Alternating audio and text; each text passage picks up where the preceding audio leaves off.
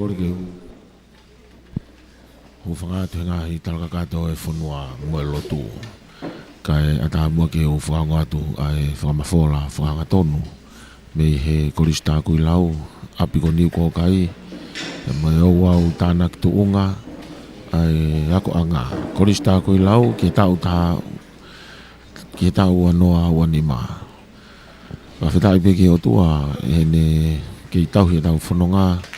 Tau wau mai ke aho tolu no aini, toi pe aho taha. Pe tau ikuna ai whanonga anga i tau whakakoloa koeni. Koe whai tau ngā ue nai ai hono ngāhi pore, pe whakano ngāhi whaingataa. I heanga i tau wholau mo tau whanonga nai whai i toafa. Kai whawhitai, tau wau sia e whiawhi ai aho whakakoloa koeni. O tau inasi he whia, pe kau whataha atu mo e pureako lolotonga.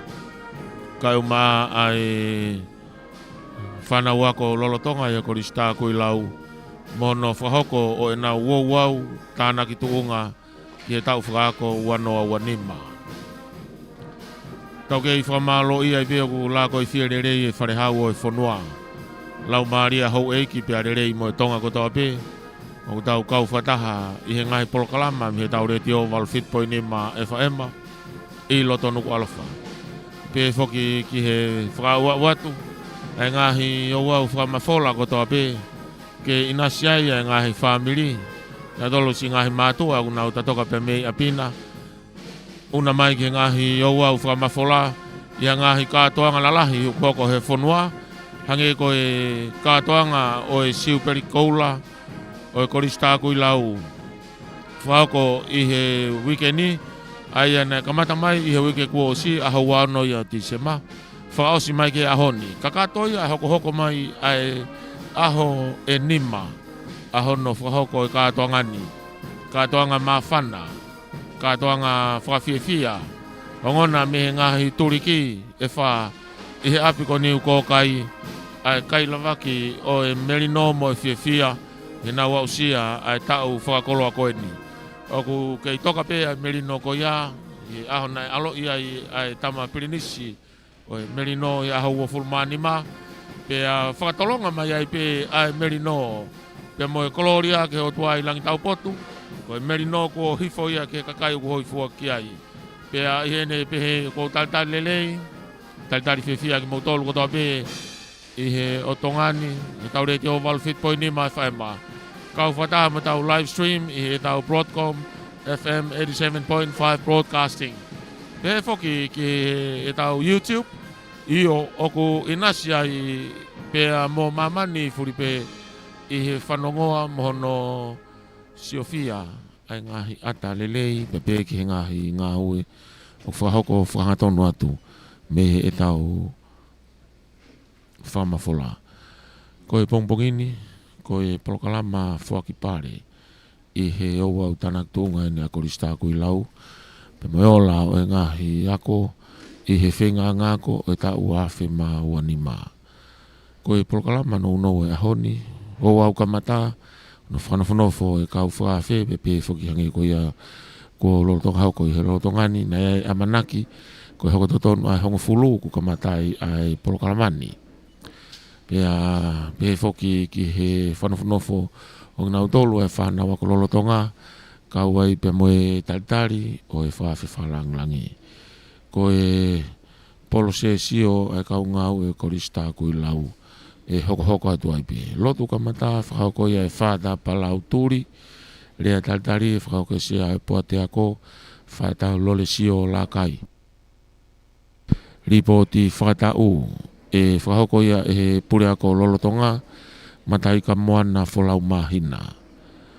Kahiri pe ai ripoti po e whamatala whakatau, whamatala ngau e ai pure ako, e hoko atu ki he aitemi, e whahoko ia he ka wifi maari e koini, ka wifi palasa ni a Kolisi lolotonga, e Kolisi Takuilau, ha aitemi, me he e nau ka wifi. Pe kalanga pe ko ia e whaki e ngahi pare, ko e konga ula ke whak pare ko e level ulua ki ia. Ko e totaha te neu ia ngahi pare koe ni, whakauko ia e Sister Maria Simeone. I he revolo honoa e uia e ke reto siri ko e Palestenia whakamaman lahi ki he kautahatu ako tutuku ai Kolisi Takuilau. Ko e whakipare I he revolo tolu ai ko Form 3 e whakahoko ia e Brother Brendan Hickey ai a ko e tota hain mi muri tene uia ngahi pare ko ni pea hoko atua I ki he item e toi whakahoko he kauifi maari e taha o e mahina ni pe ka ko ifi a Takuilau hoko atua e whakapare he level 4 o e whakahoko ia e tonga e nosi whaki e ngahi pare he level 5 whakahoko ia e langi nau whahu Sister Katie en kanungataa e ko e toko uaini tena whahoko ai whaki monoui e ngahi pare ko ni whaki pare level 6 whahoko ia e tare ki tāko so ane wahe e pe ki he whaki pare ngā sipoti ai ko e ngahi whalanglangi ni ki he tota spoti pe whako ki a timi sipoti I he whaitau whakako koe ni wafe ma wani ma e whakahoko ia e tangata iki epikopo soane patita paini kātinari mafi. Koe ai temi ono tolu ko ia o e kauifi Maria Takuilau e whakahoko ia he hiri ko ia ahono whaki o ngai pare I he whomono. Koe form 2 pe koe whakene ngai pare I he level 7 koe whawhe whalanglangi ia o e aho. Koe whawhe whalanglangi o e aho koe tumutumu ia o kauhala uta. Tama Pirinisi KALANIUVALU fotofiri. Ke te au oku ne mea mai I he lolotongani.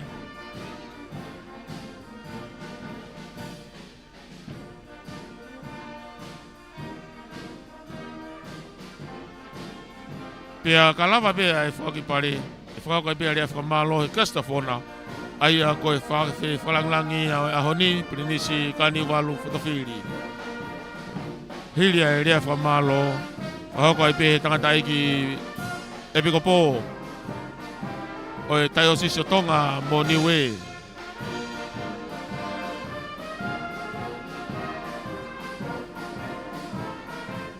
Mo e whakatuku ia, pe foki ki o wau lotu tutuku o e whakatahaangan. Ko e polokalama nou ia ki he tanaktunga e pongpongini. Ange kia te au ko e ngahi polokalama ko e ni ko e whaki pare pe. Polokalama whaki pare pe. Aia e whakahoko I he pongpongini.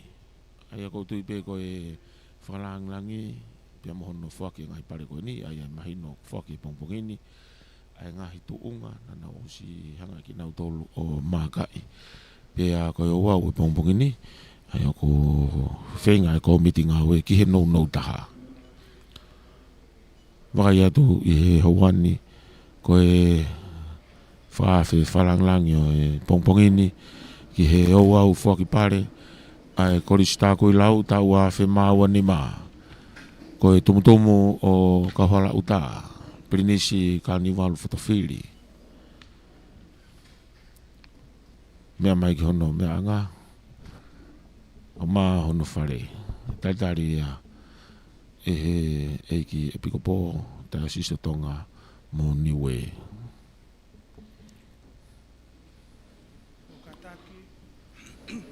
Hoko atai pia polokalama. Lava ifkilalo. Malo.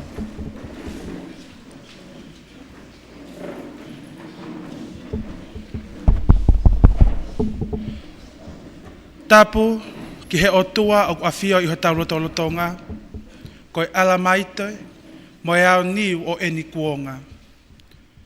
Tapu ki he tumutumu o kauhala uta, ka koe lafitani o lompe au, tamasi Pirinisi ko KALANIUVALU fotofiri. Tapu atu ta ahine prinsesi Marcela, ka o maa ai kahau o kauhala uta, tamasi ko Gennaro. Tapu atu ki he kātinari, amenani soani patita paini kātinari mafi. Kai umaa ai haa whakaolunga o tonga. Tapu atu ke kau mo ui fo akawa. Tapu ki a tongo mo haa wharewha. Ka koe whakafofonga. O e kakai ki he whare alea tonga tapu hongo fulu. Tapu atu masas, tokata masas o paunga. O ko kore hango fua. Vai tu fufu. Pea mo toko tahani. Ke whakatau ke i atu. Ai polo kalama whaki pare whakahonga e Kolisi Takuilau. Ke ta ua noa wanima. Whakatatau ki he polo kalama. Hire ku whakahoha a. O kou wakawakai holo. Te kai ke aki nau tolu. Te kai ke nau si a o mai ki he tau polo kalama whaki pare he ahoni. Kai whakatatau ki he polo kalama. Koe lotu ka mata e whakahoko ia. E pātele palauturi. Ka koe uhi, koe tau whakawhalanglangi kua ne me ai tau mua. O kou fie whakawhei heni. Ai chancellor o tau taimana, Whara Mateo Lui. Ke ne mea mai mua o whakahoko ange e lotu ka mata. Ai o wau whaki pale, ai Kolisi Takuilau ke tau wanoa wanima. Malo au pito. Katak famole mole, Mateo Kivalu.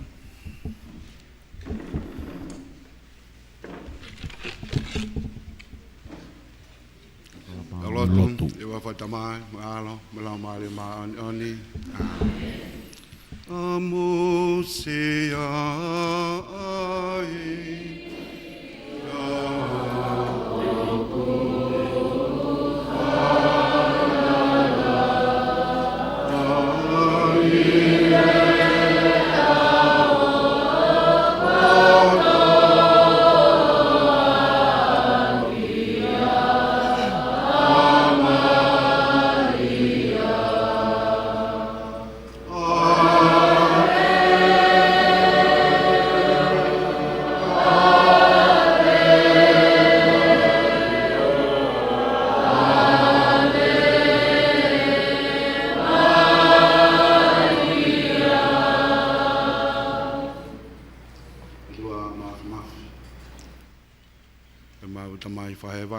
Fiona. Tata mo hai mau fia mo mau honga ia. I ho a fio mai. Ta fai ho mau fa ta pui. I he mafoa e anta aho koen. Ta au mi mau whainga mali. E mau fe mātaki. O fe wahe aki. Ai lau mali. Ma uho e ma uia a Fiona. Koe ofa. Mau whiwhia tamai o toa, ka mau honga ia he pongpong koeni. Mea hene hawe ki whalanglangi, ka maa hono whale. Mau kore, he wana ke tuku noa, ka e whaki a tā puaki o ko whiunga, o hiako si ono whatongia, ki ho kakai, I he kolo koe ni pa mau mau whanua. Mai o toa ku mau whiwhia. I lau male lelei pe, e ki kāti nali, na mai haa whao lunga tonga. Lau male lelei ai, tale ki tākoe, koanga katolika. Ka pehe whoke vai chancellor, Tonga National University. A whafafonga pule anga. Tonga. Ka pehe whoke ki he hautaine tāpou mo kau mo I fua kamako kau whelera. Pakai ke puli peunga ki ho awhio ta mai atua e hinga se mau whaotua. A mea hou eiki. E whakalanglangi a mea ofa fungani a Fiona koi poto. E mau whanau ako. Apia ko Takuilau. Whawhita. Moi lelei ai pule ako me kau whai ako. Whai mai anau whai whanonga he tauna e moi atu ki honga whio me he kamata anga. Whai ano whakatapoi, whakatatake. Hala mama e tau koeni. Koeni ko mau tau whanua. Whai hao mau whakawhea he ah koeni. Hoko atu ai mau whawhita no whakawiki ki honga whio. Ia no whakahai ola. Ai ngā au e ko whakahoko. Ihe a ko, ia mau api a koa. Ma whakawhea beho lau maari maa oni. Ni tataki e polo kalama e aha koe. Ma tawange, mo e whawhonga e awhiona ka maho lau maari e. Ke ni tataki mau tolo. Ka hulu e hala whanonga. Me ka mataanga polo kalamani. O ao, i hana tau moi. Mali ai ka mau whae, ka mau whawhita i a pegi hati koe. O ke manatua ki mau tolo. I hau whaki pa maho ofa. Sa ta ofa malia, mau kalasia, pete koe e ki, manui a ko, i whiwhine fuape. O whaita apa e kina e fua, mana wako se Jesu. Sa hata malia, whae ai o tua, ke ufan mau tolo, me a hala he ahon. Me a whake mau mate. Amen. Whawhata mai, me alo, lau mare maa oni oni. Amen.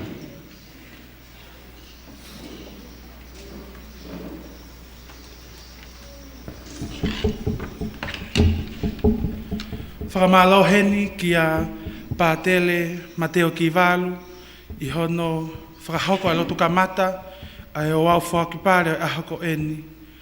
Hiri pe whakahoha a, o ko kole heni, ki he sea o poate ako, whada loresio la kai, kere kātaki o whakahoko ange, a lea taritari, ai o au whakipare o pongpongi ko eni.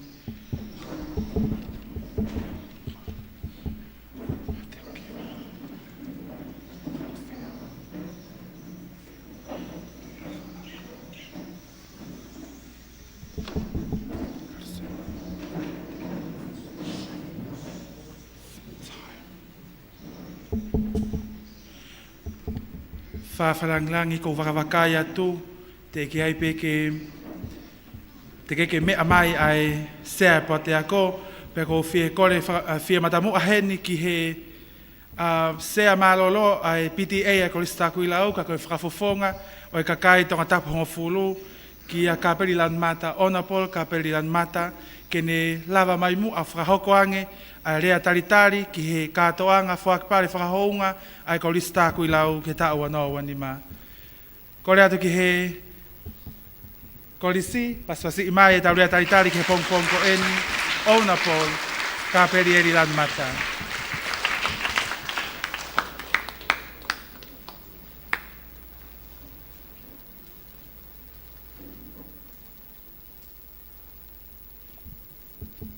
Kore peke u whakatapu ki roto tatau pia mo no takawhalu. Whakatapu atu ki he wawaka katoanga mamaloni. Ka koe talatuku whakaholo e ke ten tapua. Pia mo e laftani e lompea.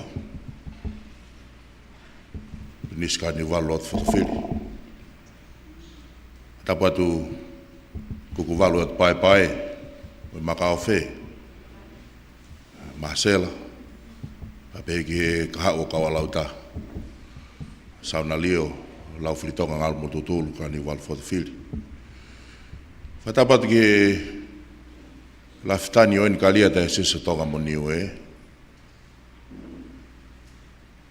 E ke piko pō so ni patita ka nari mafi, ka mo ha whakalunga tonga.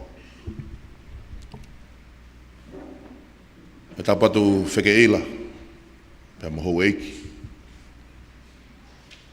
Pēki he tīni o e apiako TNU, o tā masasu pāu, o kau matiketika he malawe ako.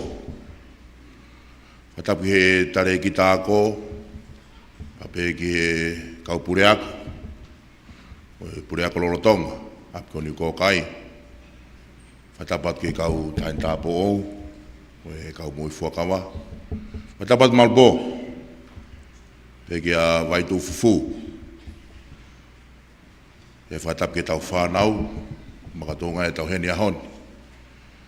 Whatap ki he Palestine lahi Kolisi Tutuku, peki he oi Kolisi Tutuku. Mātua tau i whanau, tau i he manafa, holo KALANIUVALU he pongpongini. E tupe mo ke u whakamalo atu he tala whatap ka kato ka halau tā. Kai tongia e whatongia ko whaikea si oto whakaangiangi. La vei beu ki tengetange sea poa te ako. E tupe ke u tāpute a te pea whatongia. Iok whatongia ko e me mipa poa te ako. E Kolisi Takuilau. Ke whai e whatongia tali e ako enu. Ko tenga te ke tō te ke utu peko ia. Pea koe aho nia vai tū fufu, koe aho e utu tau. Pena e whewhe e tanu maki, na ke whai, pena ke keri takai, ka koe tenga te ke tō te ke utu peko ia. Koe aho nia, na mono mahu inga. Mea henia tumutumo ka halau tā, koe whakamahu inga i o whare mama koe. Koe aho ni o utu tā. Paku koloa ia vai tu fufu, na me api ko niu ko kai mono loa kauta ma birinisi. Ho mea hene. Whakalangi e tānaki tuunga tua koe. Ko rea be a bin, kalai be kalai ko ia no pāpani. Maulau monu, me maulau koloa. Whafonga atu e ke piko pō, tai sese tonga mo niu e. Tare ki tā ko, pure a ko, me mo siasi, me mo apini foki. Tai tale le feituna. I ho liu lalo, ka ke mea mai mo whale, whakalangi, katoanga, tanak tuunga. SIUPELI KOULA, apkoni uko kai e akoen. Whatawange ke toka mai mafi, whapulpule feituna. Whako whatongia e preanga tupo. A pe foki ke apko whanua motu. E mo kawa lauta foki. Whatawange ke tau mau ha katoanga whonu fia. Ya mo whonu kalasia ia. I he aha koeni. Ia halakai. Ufanga te tala malo ka lauta ke malo e whanua. Leo e whakau haka tatau atu.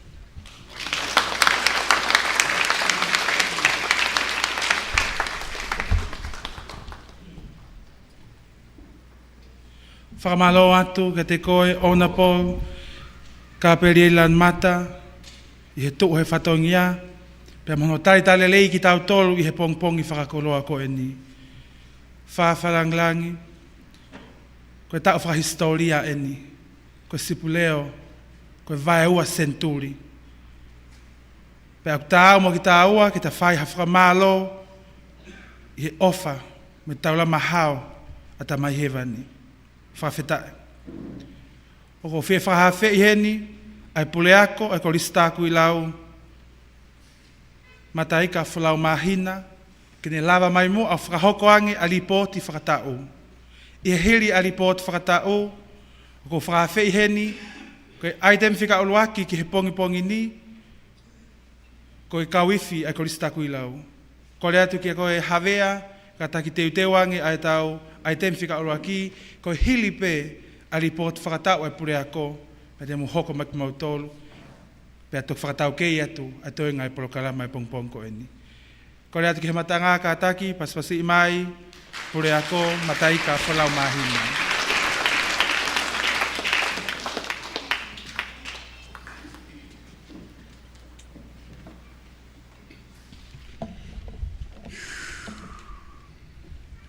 Kore pe ke u whamarumaru atu e whatapu kakato na e whakahoko atu e tongo. Kai ata muau ke whai ata ki ripoti nou whikaakpa mo e apiakoni.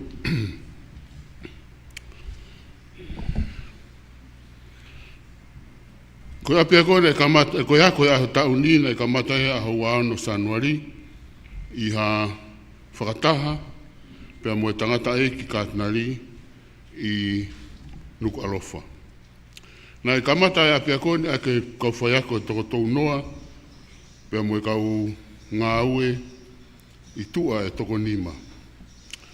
Nei ka mata ke whanau ako toko nima nge au whahiwa, pea I he whakaosi mako e tauni o ku toko whange au waluono. Ka o ku ngari toko si, ai ahoni, koe uhinga pe koe taimi kuna whaia e tau katoanga, e whawhalanglang, pena o si ko whaata pe ko puka whanau e nau, tikite ke nau o ewa. Pea ko whakawhainga maari e peke nau, ka koe ki whanau en whai tōnunga en nau nofo pe. Pea ko whakamaro ia ka ki nau tō.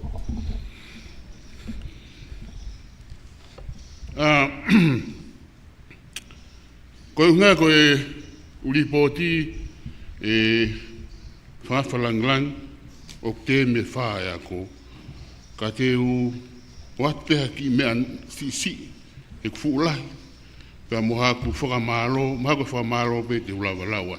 Koe unga koe mawhatukituki ho tau aho, moe wanga whainga maari lahi ma e whanau ko nau aho eni. Koe mea pe te u lelei e whawhalanglang ko ta apiako ke u whakahoko at ki whituna. Kua lawa hano langa ho ta art hub e koe tala whare ta whakatata. Pea koe silawa mo ta whare ifi o ku ifi e katoa form 1, form 2, form 3. Koe winga koe ke nau poto he ifi ke tokoni ke hiwa tanga siasi he tau wahe, kai ke ngatai mo tokoni me ke whonua ke whai whatongia. Ma koe mea mahu inga e I whikaakpa mo fwoi te me wha, koe sipoti mo mea na ki aipe ki maari, ka koe mea mahu inga ko loto ke honga o atu, e whawharanglang ke o atu whamalo. Pea koe ku kore pe ke u te whakahoko te whamalo koe ni he rea whapitania, e ku inga e ku tokolahi au pute tau kau, mea mai mei muri. To God be the glory, great things He has done. I thank our Heavenly Father for this day and for bringing us together once again. In recognition of the significant and heartfelt assistance to the school, I hereby would like to acknowledge the following. To His Serene Highness Prince KALANIUVALU Fotofili, the pinnacle of Kahalauta. Takuilau College staff and students are forever indebted to your noble leadership and the kind generosity of whose noble lands we stand, and for the kindly gracing our many school events, including the Golden Jubilee. To His Eminence, Cardinal Soane Patita Painimafi, you are always a source of inspiration to us, all in your good leadership and intentionally prayers and songs through our many efforts to stay true to our Catholic faith and identity, and we are always truly humble. To our Catholic priests, in particular to Father Loresio Lakai, the Bishop's Vicar, Father Palau Tuli, and Father Visone Tangifua, and Father Patricio Kiutau. Your immeasurable support of yours and your various parishes, time and effort to accomplish our objective for this Golden Jubilee is greatly appreciated. To the Director of the Catholic Education System, Mr. Soanevahe, you have given your time and efforts to enabling the management of the school. Maro abito for all that you have done. To the Chairperson of the School Board of Governance, Father Loresio Lakai, and your diligent members, including the Jubilees Committee, thanks you so much for tirelessly enabling the success of the Golden Jubilee. To our esteemed students and the pioneers, the Coldens chairperson for the global chairperson, Mr. Keleto Sili, and the various country presidents, and in particular for Mr. Lucio Vaca, President of the Tonga chapter, your esteemed members and continuous support have made the success of the Golden Jubilees. Especially our prize-giving ceremony today, Marolahi, for the new KALANIUVALU multi-purpose hall. To our loving PTA of 2025, the President, Mrs. Vikatoria Hakamoto, and the parents, our sincere gratitude for all that you have done and continue to do today, and we witness the fruits of your diligent efforts. I would like to wholeheartedly thank our two greatest stakeholders, the PTA and the ex-students, for the financial support. The financial assistance was received in July this year, although it would have more effective if you receive it earlier in this year. On the whole, both the PTA and ex-students to enable the renovation of the school and the residence of the Morris brothers in preparations for the Golden Jubilee celebrations. To the Sisters of Mercy, Wellington, New Zealand, Sister Katie Lance and Tensies Fox and Sister Monica Moale, thank you for the invaluable assistance of 15,000 to upgrade of our school curtains, and in particular, Malolahi, Sister Monica Moale and Sister Siu Moatane for your humility in these past few weeks in leading the efforts to create the beautiful curtains that we have seen today. Also, we acknowledge the donation of 15,000 to upgrade the school library, but because we have no time, we will do this next year. To the Morris brothers, Brother Brendan, Brother Christopher, Brother Mark, and Brother Brian, your presence here in the Golden Jubilee celebration is only a small part of the significant contributions of your profound leadership and support to the school, in particular in administrations, and continuous development of which we are truly grateful. Malo apito. To former principal, deputy principal, and staff of Takuilau, the school has risen to great heights because of your industrious efforts and commitments. And we sincerely acknowledge you all, we remember you all forever. To the 2025 Deputy Principal, staff and student of Takuilau, I am greatly in debt to you for having the so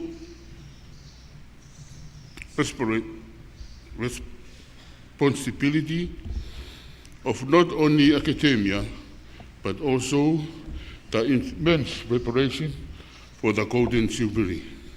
Thank you for striving to be here despite our individual needs.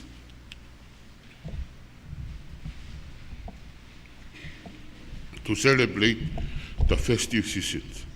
It is indeed heartwarming knowing that we are witnessing a great event in the history of the school.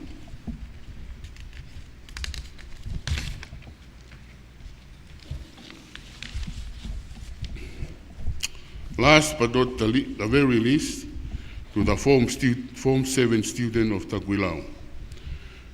Today, you will leave our school gates as ex-student. Maloa Vito, for your obedience and love for our school's motto, to be counted.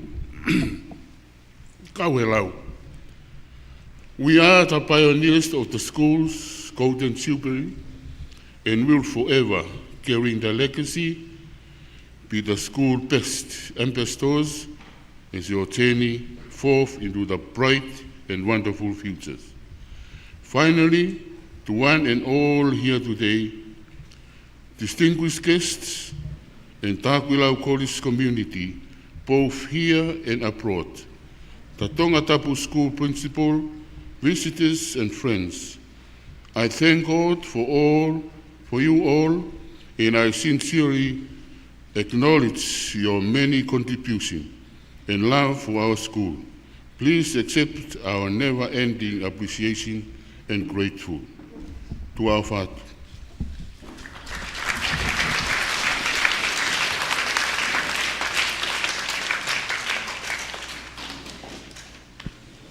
Lava ia ai whamatala whatau miripoti ai Pureako Lolotonga.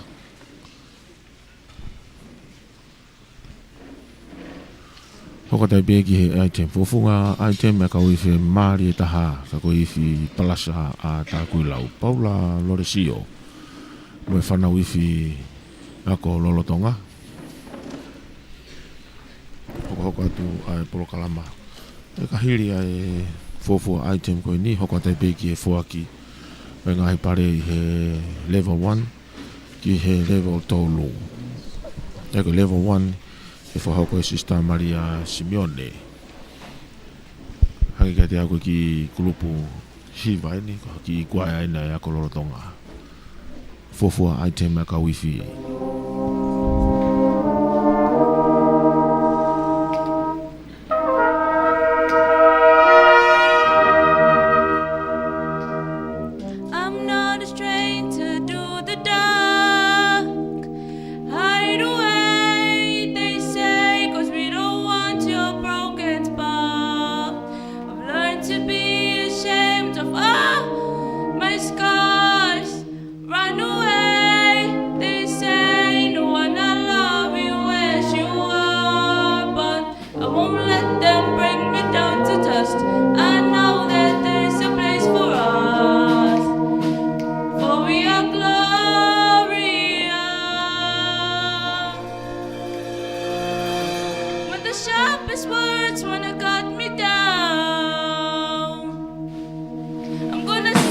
Float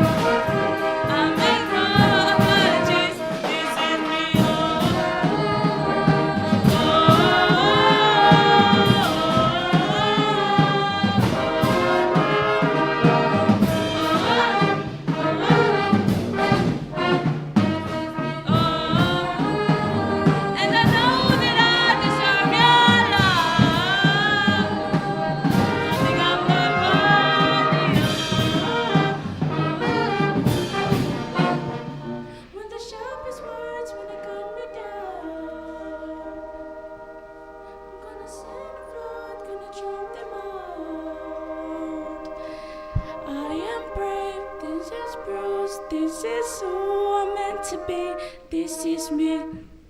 The God gets here I come. Watching up to the dream down. I'm not scared to be seen. I make my apologies. This is me.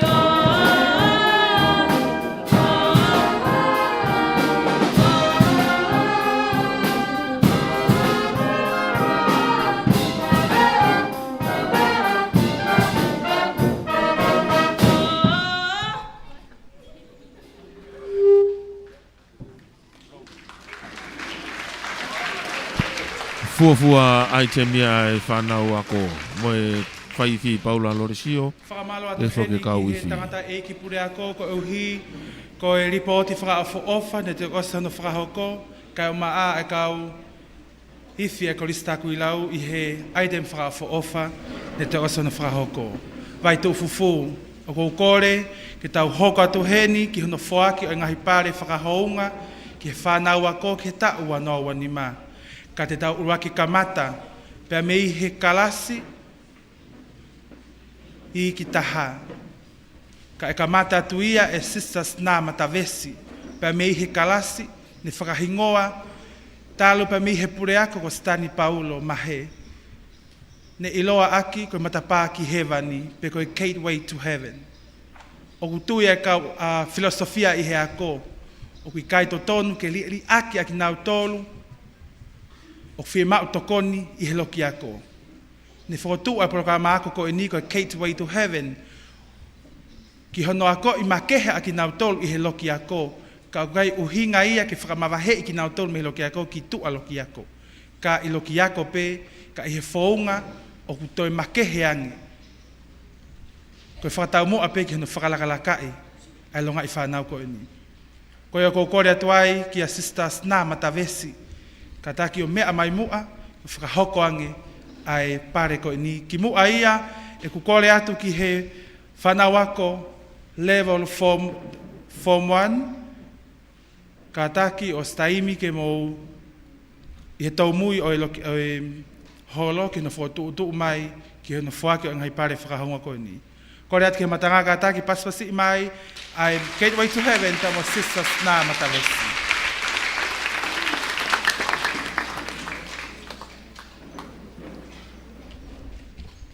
Kole pe ke u whamamalat pe ngai whatapu o sona whakat me muani. Ka tāma o ke u whahokatu e pale ki special class ko nui ko e Gateway to Heaven. Ko e hangepe ko mea ko e nai whatau ke mo tol ki ai he MC of the day. Ko e kalasi ko e ni, ko e whangi whanau, vulnerable a pito. He koe nau, wa mai me he primary school, some of them, they don't know how to read. Whakatonga, whakapalang, but even writing. So it's needed lots of patience. Ke he whaihano pusaki e whanau koe ni ke nau lot, mai aki loki ako. But anyway, my first time to be with these special kids, and I need a lot of patience and understanding and a heart, big heart. If not, I will just quit early this year. But anyway, I managed it. Koe pare ko whaki he ahoni my Gateway to Heaven o sponsor i hango mātua wana ki business o whakalele mei no sila o kui ko Lucky Connect. Maybe o ko smo whatonga ipe i he internet. Ko ngō mātua a koe ni me haken pe lapaha mo kolonga. Ko wakaahi pe mo fuatapu haseri. Una loto to ke na hanga o whaki ko toa ngahi pare koe ni ke inasai ki i whanau koe ke Gateway to Heaven. Pea kuna hanga o mai ai pe ke whamanatu ai pe mona ki tunga ane o fuatapu, ko Lutoviko, Ola Monu, Toala Halangahu, ko one of the ex-students but passed away. Kene kawatu pe i whakpare ko e ni whamanatu akia. Te wamata lewa ko no iatu ai ki whahinga ko e ni o kunau maupare ahani. E ka mata pe ia me he tōtaha ko e ni na le mau ia le son whakalotu mo Englisi, pale makehe peke spelling, ma mo handwriting. O ave ia ka fisi inaua, vanila o losoni o longo teme.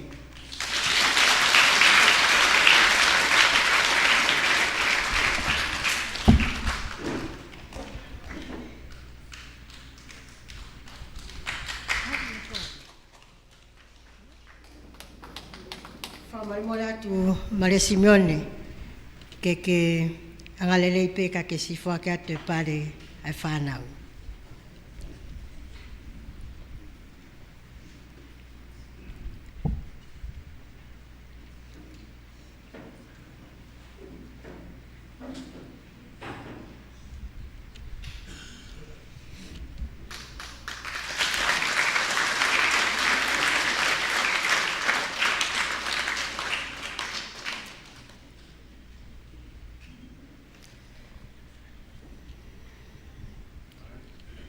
Ko e palahono wā o whaki e ka Jason for hala ma o e lesson phonics.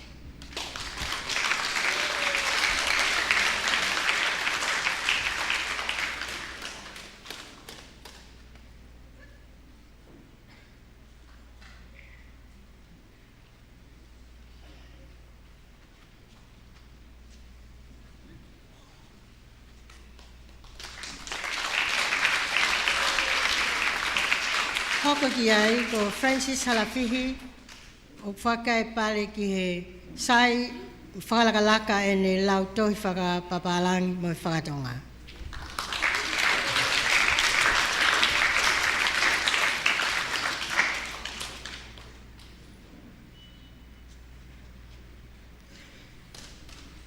Ko special prizes lewa ku aki e takotaha ulunganga lilei, ngawe malohi loki ako o tua foki, pa pefo ke to taha ko ni mawako tare os ai CV final o ta uni mo e faito nunga mai to taha ko ni wa mai ki aun. Te fak pe ka fisi naua vanila o soni.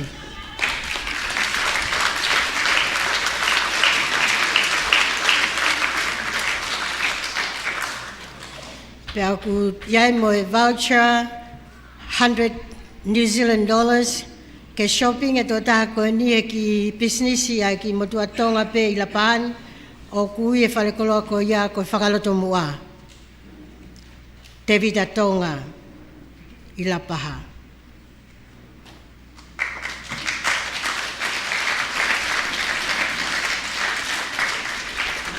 Ka koe pale whamimui koe ni special prize, o guai e ki tō taha i he kalasko e ni, she need to be in a special school, but somehow there's no special school here in Tonga.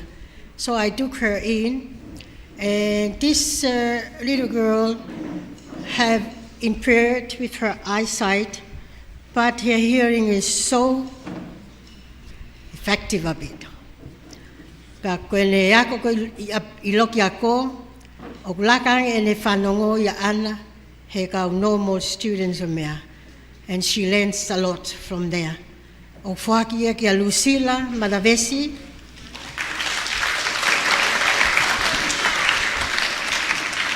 More big.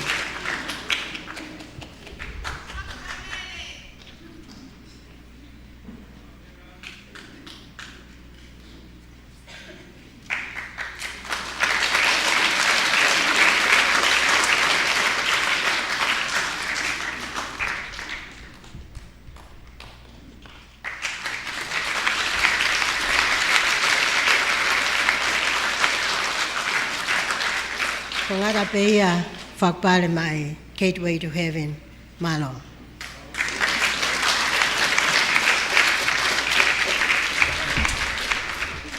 Whamalo heni ki a Sister Sna Matavesi i he kawekawea o e whatongia ko uhi ko hakatupo e whanua.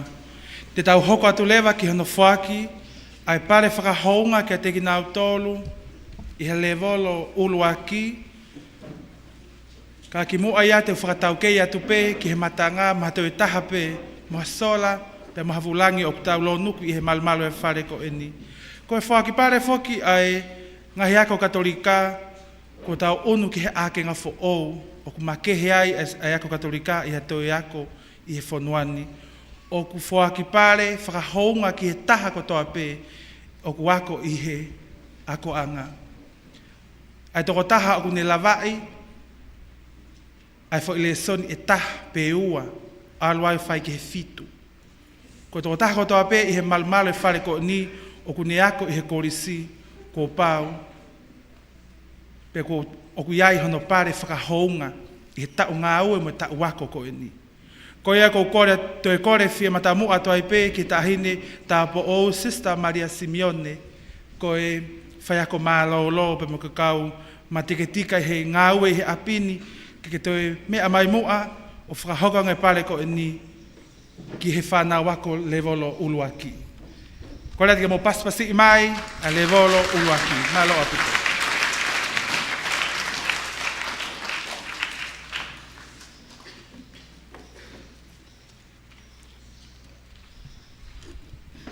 Tulou, pea kore, ke hufanga atu he whakatapu ne o si au whaki, kai tuku mua, ke hui atu ki nau tolu, o nau lawa i lelei. Ai sivi ke ngahi le soni i he levolo fomuani, pea mo ki nau tolu na nau tu ki mua i he ngahi le soni. Ko e whai ako, toka ngā ia e sista ana pela mula, pea mo isileri talia. Ko ki nau tolu ene o nau lawa i lelei ai le soni English, pe ko Englisi, ko tonga makasini me i vaini, mai langi matavesi, lapaha, hoi, haunga wakauta me i veitongo, sione whangupo, tataka motonga,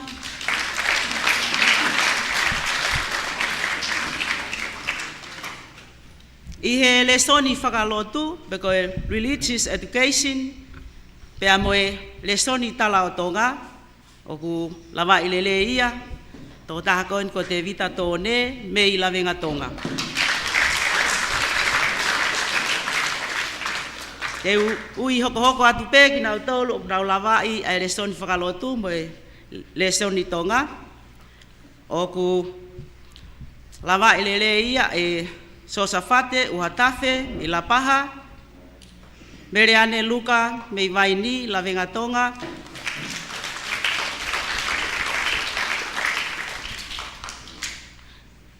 Veisinia siri, talasiu, maki talena tolu, me longo teme,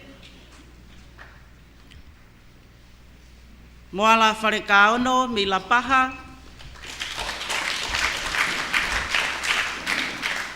pea motorisi pomare, me lapaha. Lesoni English, pea moe tonga, me lapaha, lava ilele ia e sare si sore,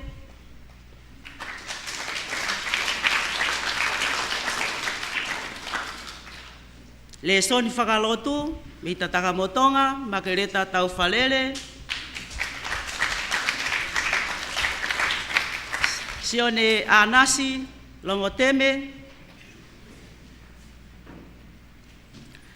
Airini moala mi lapaha,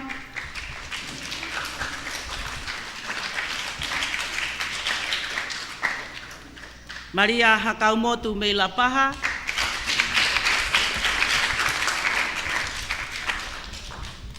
Moana Veatupu me Talasiu, Maria Paulina Lavelua me Lapaha, Whawhalanglang, o kā mai ene i longa e tokanga i longa i whanau Lapaha ke isi e la pe koe lau toi whasapate. ka te hoko atu. La venia tongo lei me lapaha, lava i rei le son whakalotu. Nā numa whalau moe loa, me i kolonga. Me i tataka mo tonga, Lucia, hola me i tonga. Linda, taula, me longo teme, ne lava i le lei a le soni English, tonga, pea mo le soni fika. En serina te hoko atu rewa, ko le whamore atu te hoko atu rewa, ka te kinau tolu, o nau tuu ki mua, i he le volo fomuani, i he ngahi le soni ko e ni, mo nau lava i le lei a ngahi le soni. I he le soni fika, pe ko e moe science, o ku tuu ki mua ai a en serina hui hui, me i namu toka.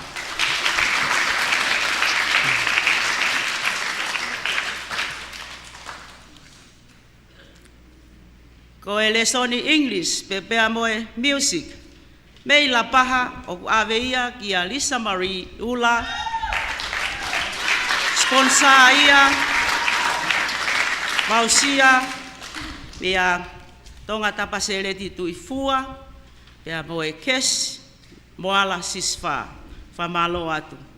Pea i le soni whakalotu, e tuki mua i le soni whakalotu, pea moe le soni tonga, pea lava i le lei, pea moe le soni English, science, pea moe fika, o aveia ki have luriku, ha atou ha apai, ki a lute tapu kalanga. Mea ofaia ai ex-students, ka hiva walu, pea moe le soni whakalotu, he sevaniti, Claire, pea moe sevaniti, o ma oni oni. Whawhe whalangilangi, ko e ngata anga ia, o e ui, e ngai pare ki he le volo fomuani. Te hoko atu lewa ki he le volo form 2, aia o ku iai, ko e toka ngai ki nau tolu e whaiako ko aniese, whaukafa, pea mo ainise, kai pehe foki ki a Paula Havea, pea mo salo te vete. Kai te utoi whakaloloa ka hoko atu. Ko e le soni musika,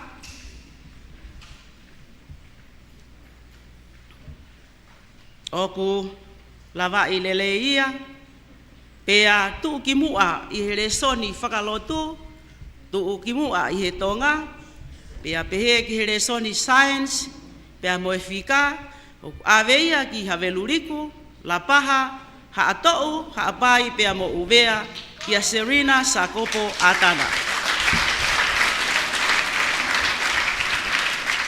Sponsor ai peia he to wako tahiwa hiwa walu, pea pehe ki sevaniti Clea, sevaniti maonioni.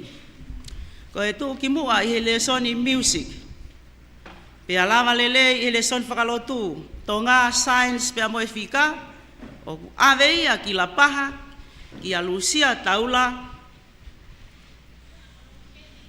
kātaki koe longo teme. Aveia ki longo teme ki a Lucia taula.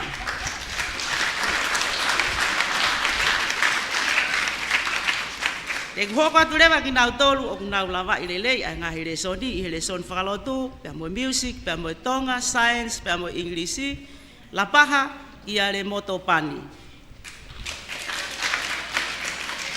Le soni whakalotu, pea moe fika, aveia ki ane wala, me kolonga, lava i lelei a le soni whakalotu, pea moe fika.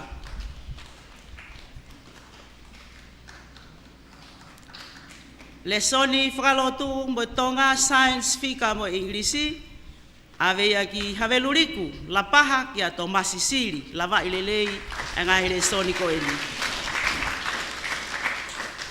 Le soni whakalotu ai pea mo e tonga, lava i lelei e Maria Vanilla, mei vaini.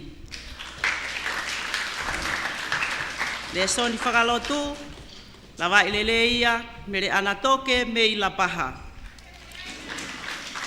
Primilo se hare, me lapaha, lava i lelei e le soni, religious education, tonga, science, pea moe, le soni inglisi. O whakaua me lapaha, ne lawa ilelei a le soni whakalotu, tonga mo e English. Le soni whakalotu, tonga mo English, ki a Maria Lausii. Lapaha.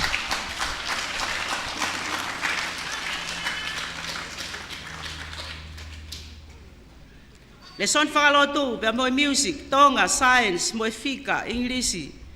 O lawa ilele ia e punou vaea tangitau me i lapaha.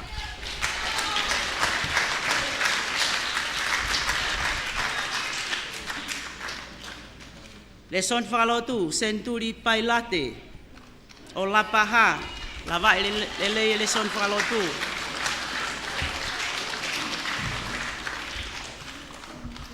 Nunia finau, lawa ilele a ele soni whakalotu.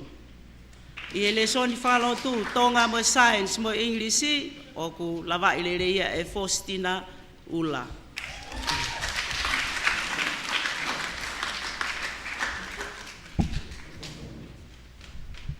I ele soni tonga, mo ele soni whakalotu, whatai whetu u aho.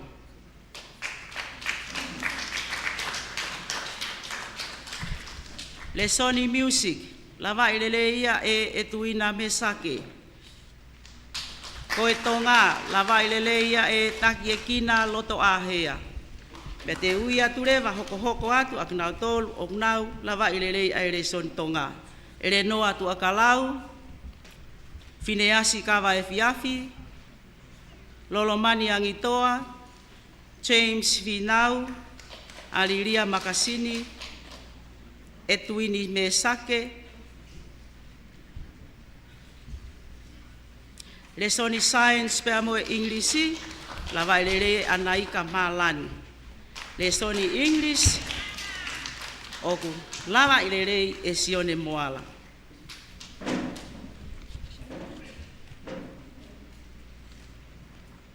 Ko le soni English,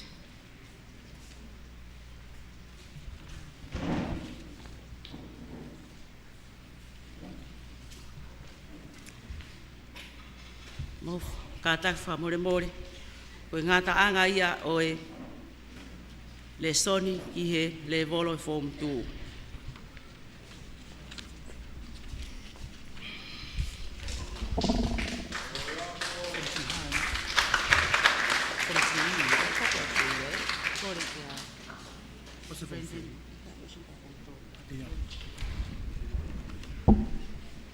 Whamalo heni ki he toron pure ako, aka nete atana i hono whakahoko atu, ai pare whakahounga ki le volo uluaki ka uma a le volo ua. Kore heni ki he, o ko kore at ki he matanga kataki ke mo paspasi i maak nau tolu, na nau maua ngai pare whakahounga ki tau whakahako ko eni wanoa wanima. Hiri pek whakahoa ako kore heni ki he kawifi, ai Kolisi Takuilau ki havea ke na o mai ha aitemi whikaua eni ki he tau polokalama ko ne hiri ai aitemi ko ni o ko kore heni ki a brother Brendan Hiki ke ne teuteu mai ki hono whaaki ai pare whakahounga ki he levolo form tolu. Malo opito.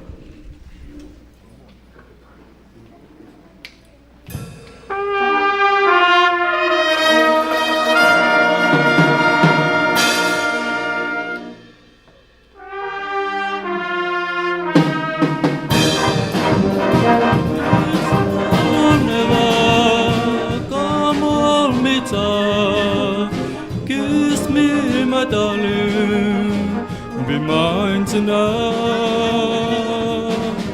Tomorrow will be too late. It's now or never. My love won't wait. When I first saw you, with your smile so tender, my heart was captured. My soul surrendered. I spent a lifetime waiting for the right time. Now that you leave, the time is here at last. It's now or never. Come on, me Kiss me, my darling, be mine tonight.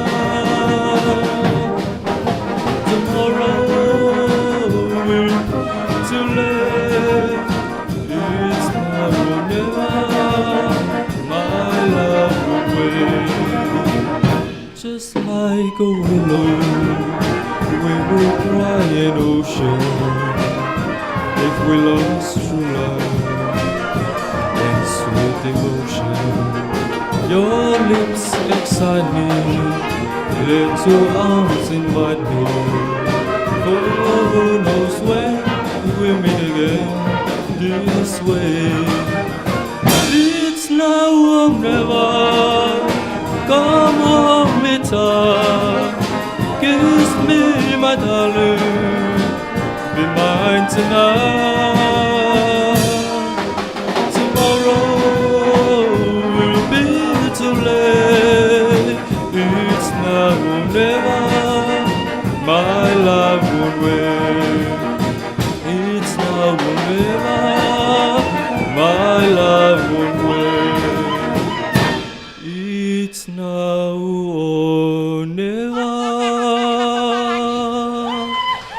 My love won't wait. It's now or never. My love won't wait.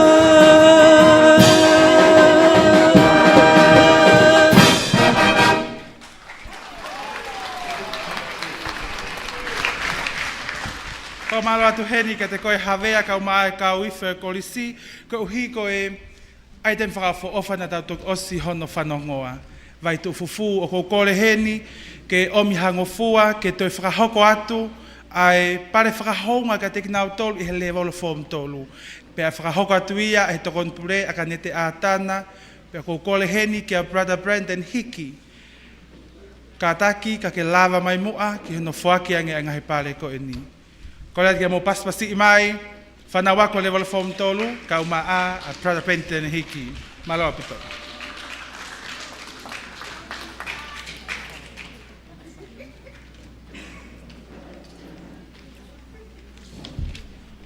Tama pirinisi, te uhoko atu ai pē ki he le volo e whom tolu. Ka te eki ai ki uhoko ki ai, whakamore more nai ai, ai ki i tao mia ia ki i kaunanga. Nei ton pē ke maupare i he le volo whom tu. Te ke iai ha malo lo le rei, pia mo whakamore more, koe atu ngā pē ia. Te ui atu lewa, ia whom tu, ne lawa i le lei, ai le soni whakalotu, mo le soni tonga, pea mo ele soni ingrisi, ko ave ia ki a pere waka uta, kwa more more.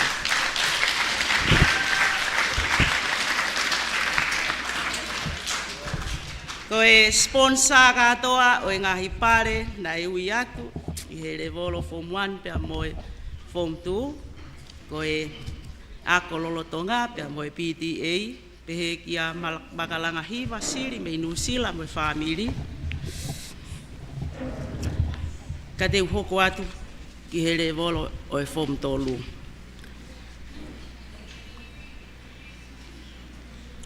Le volo ko ni o ku tokanga ia e Emmanuel Alui, ka e pehe ki a tukuofo mere kiola, pea mo paea kawa e fiafi.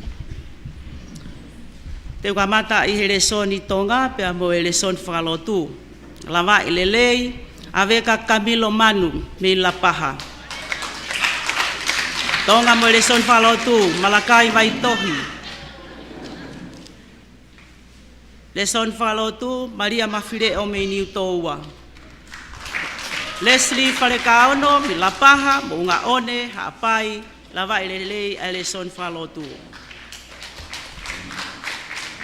Mei vai ni ta anea mo vavau, falakiko tui moala, lawa i lelei a le son whakalotu, ka mo e industrial art.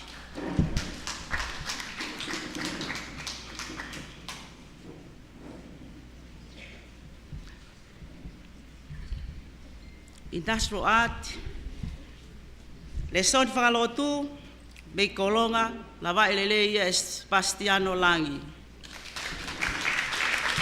E lava i lelei pe a le son whalotu, e aniese petelo mei lapaha.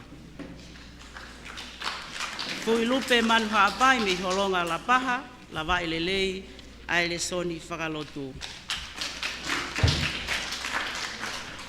Lineni ahoafi mei kolonga, lava i lelei a le soni whakalotu, mei niu toua, neo mai kata, lava i lelei a le soni whakalotu.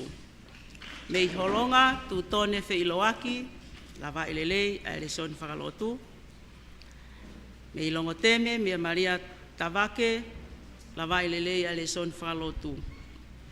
Mei sinia whaaleta, mei hasini, lava i lelei a le soni tonga, pea mo le soni whakalotu. Le soni whakalotu ai pe, lava i lelei a e malata niu tupu i waha. Tutulu makasini, lava i lelei a le soni whakalotu. So saya malanga, lava i lelei a le soni whakalotu. Pea pehe kia Steven i Paseka, pea mo Christopher Siakumi.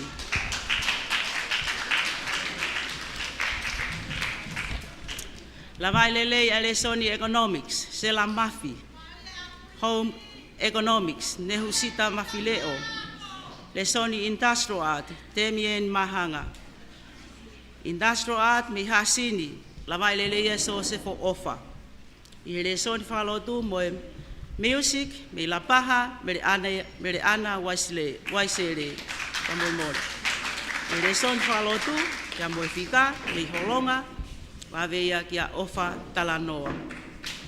Le soni tonga, pe mo le soni whalotu, asinate fehoko. Tonga mo le soni whakalotu, lava i lelei ana unaloto haukoloa. Pere natita hola mei tonga, lava i lelei a le soni tonga, pea mo le soni whakalotu. Le soni tonga mo whakalotu, lava i lelei e akuila mahe.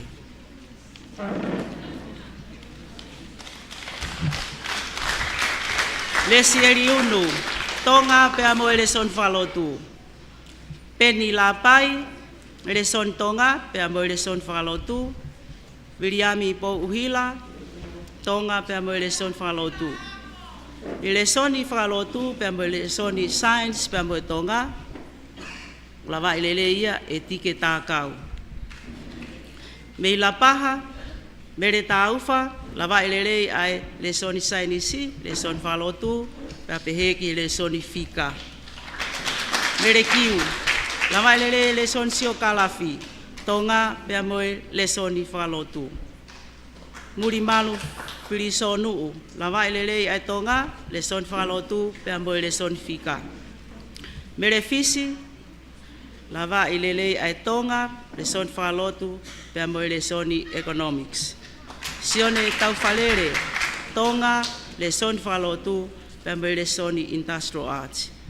Pet Rose Tupou, lava i lele ai agriculture, science, pea moe tonga, pehe kie home economics.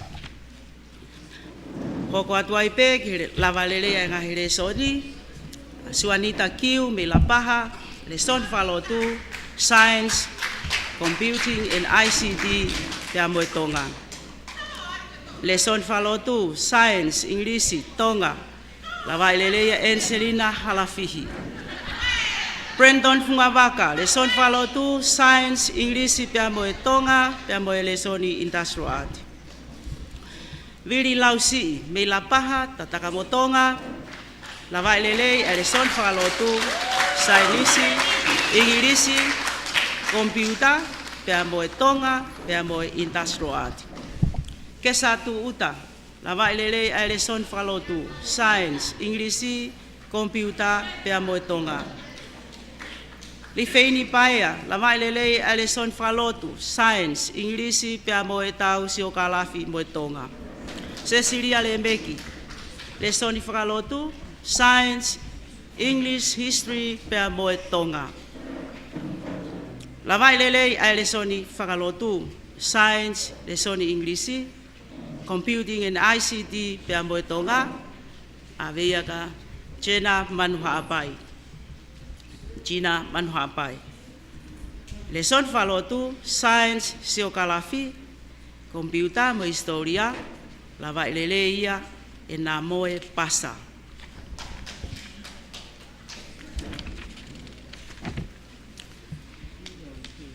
Utoko lahi apito i kalasi ko e ni pe te ui atu pe, ko e mālosi e nau wako, mālosi lava ilelei, a e nau pe pasivi.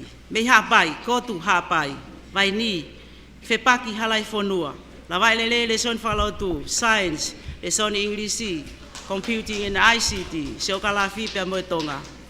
Maria Kakureni, lava ilelei ai si lesson falotu, science, Englisi, siokalafi, historia pe moe tonga. Lesson falotu moe science, Englisi, computer, ekonomika pe moe tonga, e manita pohiva. Akanestome, lesson falotu, science pe moe siokalafi, computer, historia pe moe tonga. Sela faiva talafo o, tu kimua i he lesoni fika, lava ilerei a lesoni whakalotu, sainisi, inglisi, computer, pia moe tonga. Mo kata ki pasi mai ki he tau whanau. Sela whaiva, mei talafo o. Enchela whehoko, mei tataka mo tonga, lava ilerei a lesoni whakalotu, lesoni science, inglisi, computer, siokalafi, historia, pia moe tonga. Mei lapaha, tangia helu, lava ilelei e lesson falotu, lesson sainisi, inglisi, computer, ekonomika, accountingi, pia moe tonga. Tangia helu.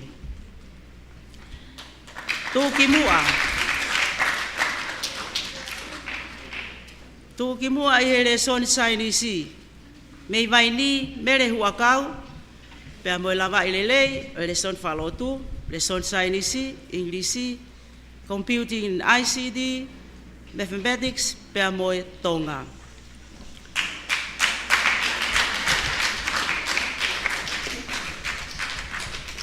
Tukimua i he lessoni industrial art, mei homa, takavaha kiola, ko e mea ofaini pe mea pangia, mo mere kawa e fiafi, mo mea construction, ko e kes pare paanga te au, malo au pito. Lava ilelei mo lesson whakalotu, science, Englisi, computer, pea mo e tonga, pea mo e fika. Takavaha kiola.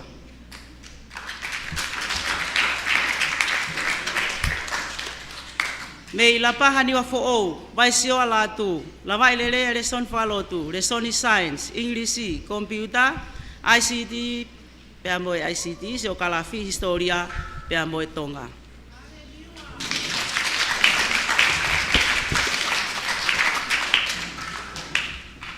Seini finau, tuki mua i lessoni home economics, lava ilelei a lesson falotu, sainisi, Englisi, siokalafi, historia, pea moe tonga. Rosela Moala, lava ilelei a lesson falotu, lesson sainisi, Englisi, siokalafi, lesson computer, agricultural science, pea moe tonga. Kataki pasipasi mai ka Rosela Moala.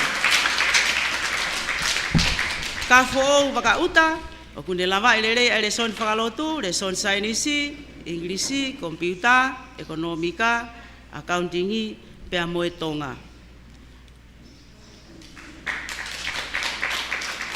Tukimua i lessoni Englisi, tukimua i lesson Englisi, lava ilelei lesson whakalotu, science, pea moe Englisi, kata, pea moe computer, ekonomika, accountingi moe tonga, mei tataka mo tonga, aveia ki Ana Maria Faremaka.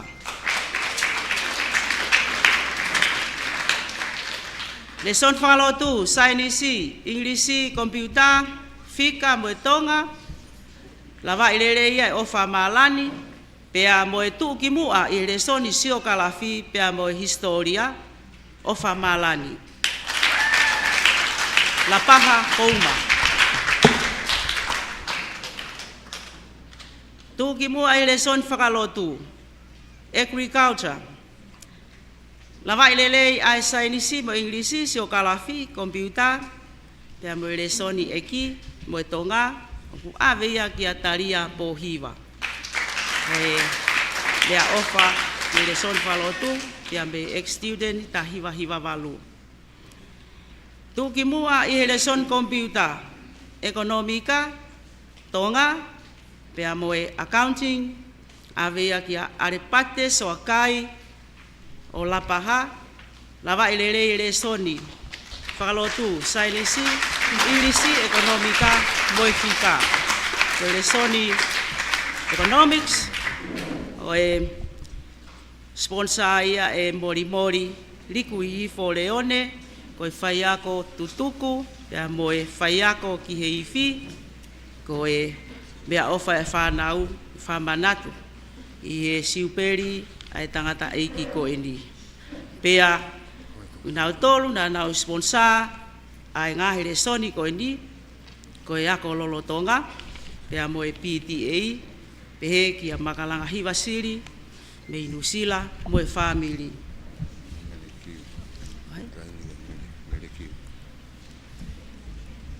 Ka tak wha more. Hange ko ia nā kulau ane nai. Ko e lava i le rei o si o kalafi. Tonga pea mo le son whalotu o ku ave ia ki a mere kiu.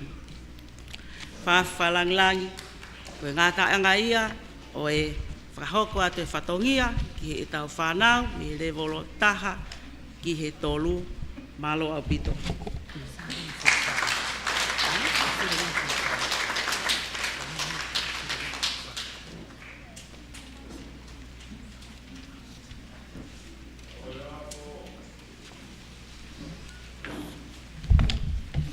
Whamaloheni ki he tokoni pure ako, i hono whakahoko atu, ai ngāhi pare Acknowledgments, koe whakahounga a lava lelei, ai ako ke tā ua noa wanima ka ki he level form tolu. I he taim ta tau pe,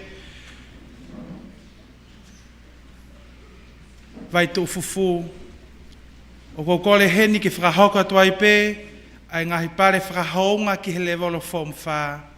Pero whamalo heni ki a brother Brendan Hiki. I he ngare rei ka ne whake atu ai ngahi pare ki he level of form tolu. Thank you. O kokore heni ki a tonga e nosi. Ko e taha eni i he kau whai ako, kau maa tokon pure ako, na naulele i mai ai ama, o e whare maa, ke ne kātaki mua au lava mai o whakahoko atu ai ngahi pare ki he levolo form wha. I he taim ta tau pē ko kore heni ki a neo mai seleti ke ne lava mai mua au whakahoko atu ai ngahi pare whakahounga ki he levolo form wha. Kore atu ki he whanau ako kātaki mo paspasi mai ai whanau ako levolo form tolu mo ngahi lava mea i he ako i he tāu wanoa wanima. Malo apito.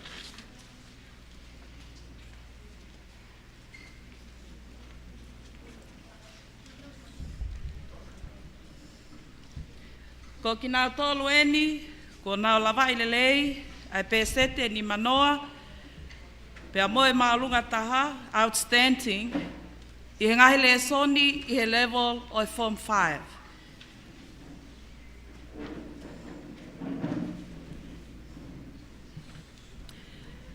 Lawa i lelei, ai le soni whakalotu, o whakia ki la venga tonga, ki a eni loti. Lava i lelei, e le son whakalotu, o whakia ki hasini ki a nau ofa.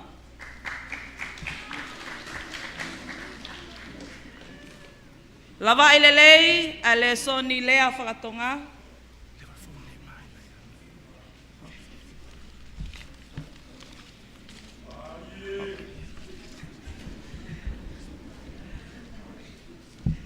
ki nā tolu eni, nā lava i lelei, ai pesete ni manoa, pia mo e pesete maalunga i he le volo o e Form 4.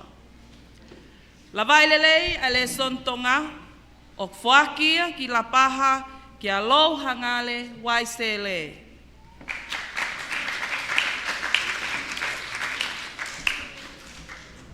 Lava ilelei a le soni computing and ICT mo le soni tonga o whakia ki navtoka ki a parepa manumua.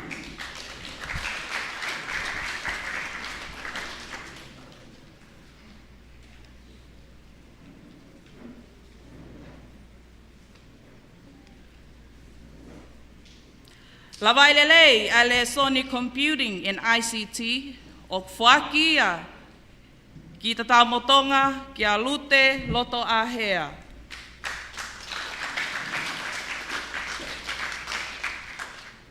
Lava ilelei a le soni computing in ICT na mo le son tonga o whakia ki whaamotu ki a haisane leua.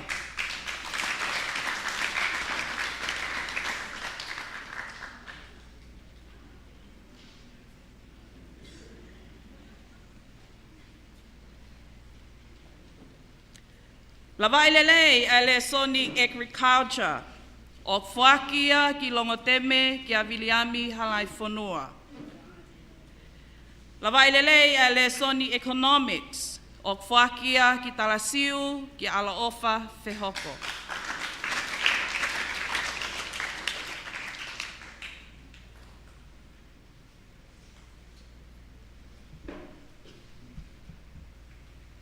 Koe tū ki mua I he le soni industrial arts o whakia ki LAPAHA ki a Petuliki Moala.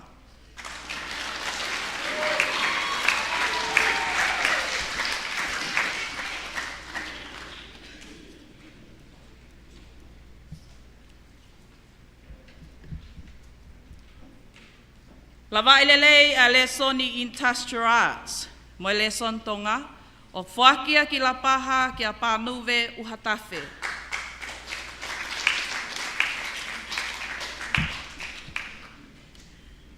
Lava ilelei a le soni industrial arts o whakia ki a LAPAHA ki a Sitaleki Kautai.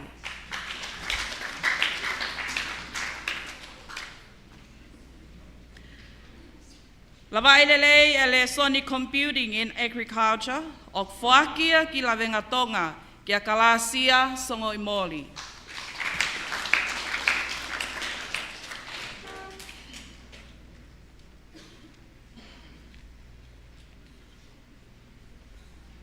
Lava ilelei a le soni tonga, le soni computing in ICT o whakia ki ta taumotonga ki a Christy Angitoa.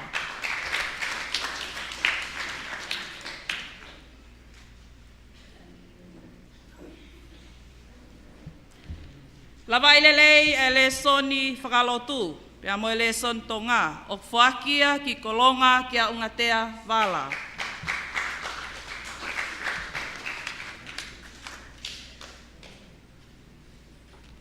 Lava ilelei e le son tonga, me le soni computing in ICT, o whakia ki hasini ki a lo paini kata.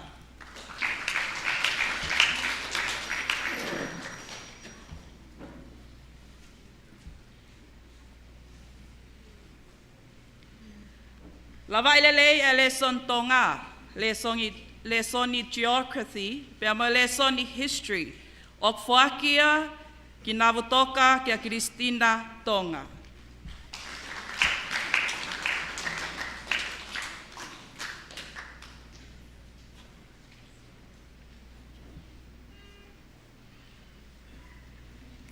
Lava ilelei e le son whalotu, le soni English, pia mo le son tonga, o whakia ki manuka ki a unaloto tua.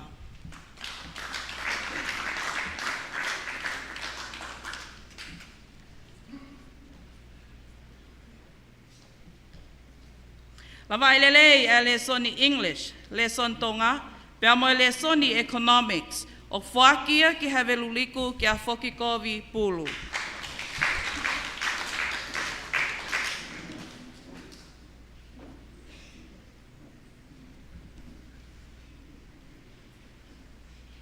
Lava ilelei e le soni religion, lesson tonga, pea moe lesson i industrial arts, o whakia ki Lapaha, kia Malia Malinda Loloa.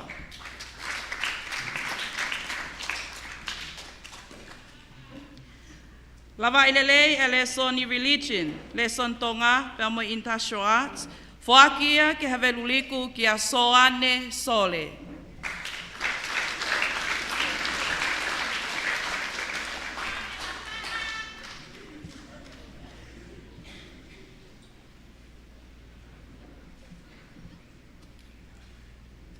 Lava ilelei e lesson tonga, lesson i computing in agriculture, o whakia ki Lapaha kia Sineti Finau.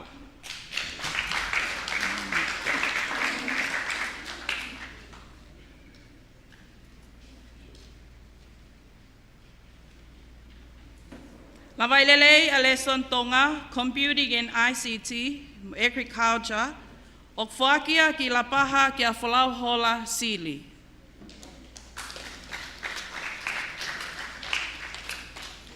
Lava ilelei e lesson i English, lesson i tonga, lesson i geography, pea moe lesson i history, o whakia ki Lapaha longomapu kia Kolisi Palanite.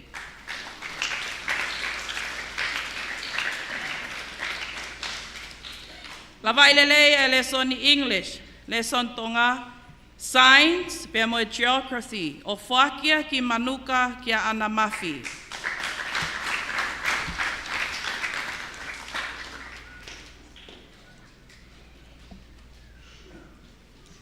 Lava ilelei e lesson i religion, lesson i English, lesson tonga, pea moe lesson i economics, o whakia ki Talasiu ki Ane Kailea.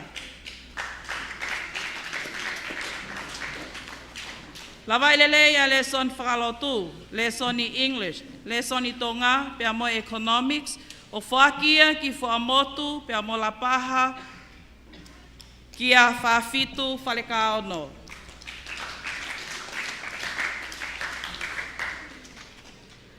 Lava ilelei e lesson i religion, lesson i English, lesson tonga, pea moe economics, o whakia ki Vaini, ki Nancy Tuimoala.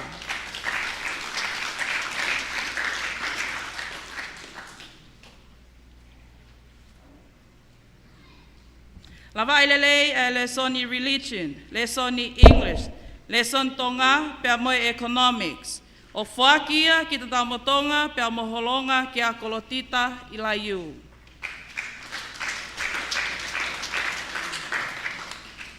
Lava ilelei e lesson i religion, lesson tonga, computing and ICT, pea moe lesson i geography, whakia ki a Hepsipa Taimikovi.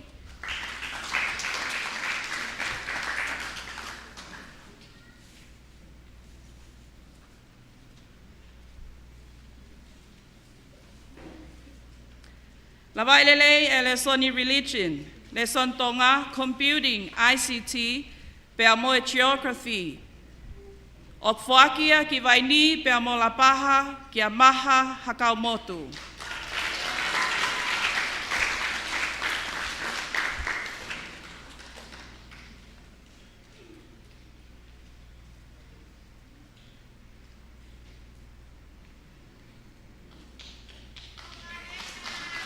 Lava ilelei e lesson i tonga, lesson i science, lesson i computing and ICT, pea moe lesson i history. O whakia ki Manuka ki a Alifeleti a nau Whalekakala.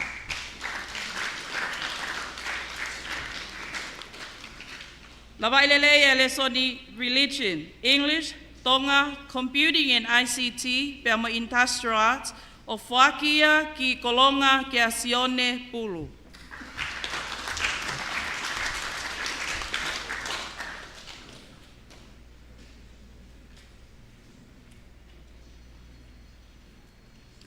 Lava ilelei e lesson i religion, lesson i English, lesson tonga, geography, pea moe lesson i history, o whakia ki Lapaha ki a Maria Helen Kefu.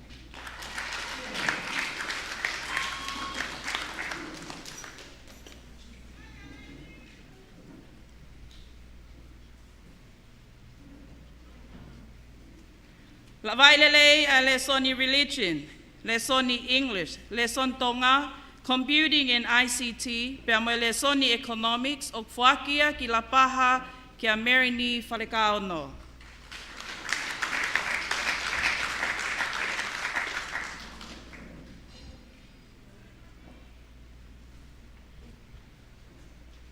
Lavailele a lesoni religion, lesoni English, leson tonga, geography pea mo history o whakia ki vaini ki a whalauhola pātolo.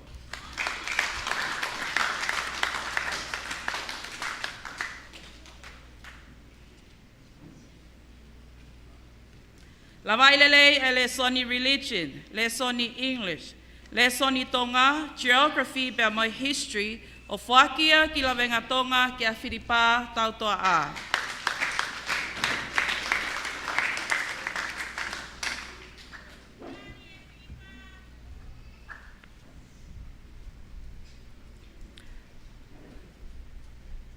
Lavailele e lesoni religion, lesoni English, lesoni tonga, computing and ICT, lesoni geography pe mo history o whakia ki tatamotonga ki a whangangahu taimani.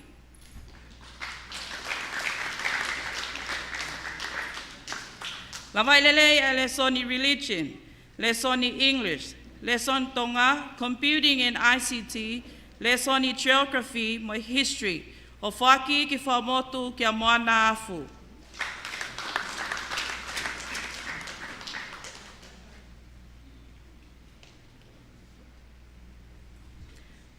Lavailele e lesoni religion, lesoni English,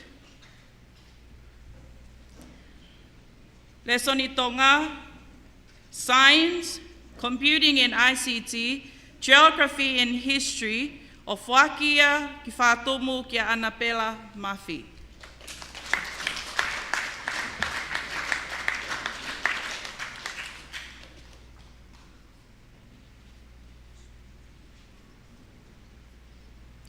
Koe tūki mua I he lesoni economics, lavailele a lesoni religion, lavailele a lesoni tonga, lavailele a math, pea mo lesoni computing and ICT o whakia ki alaki ki a manatu manu atu.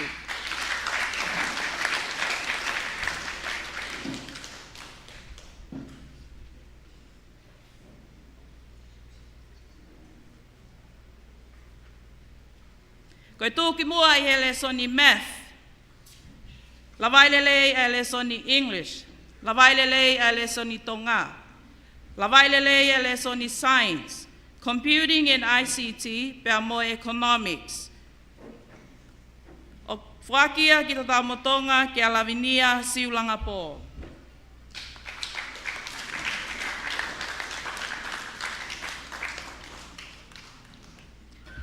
Tūki mua I he lesoni English. Tūki mua I he lesoni science. Tūki mua I he lesoni computing and ICT. Tūki mua I he lesoni agriculture. Tūki mua I he lesoni geography. Lavailele a lesoni religion. Lavailele a leson tonga. Lavailele pea mo lesoni math. O whaaki kotoa ia ki longo teme ki a Robert Whalemaka.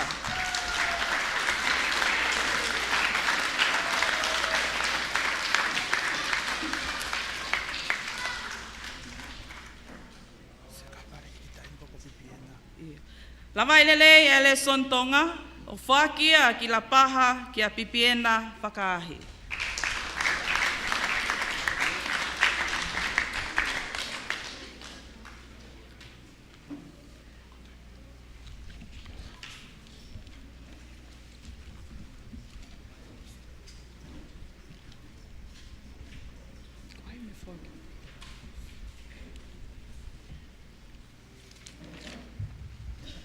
Whamalo atu koe lava ia ai whakpale I he le volo o e Form 4. Ai ana whahoko ia e tonga e nosi. Te tau hoko atai pē, ki e whakipale ai level Form 5. Aia O kole atu heni ki a langi nau whahu. Peko Sister Katie en kanungataa ke kātaki mai mua o whoaki ai ngahi pale koe ni o level form 5.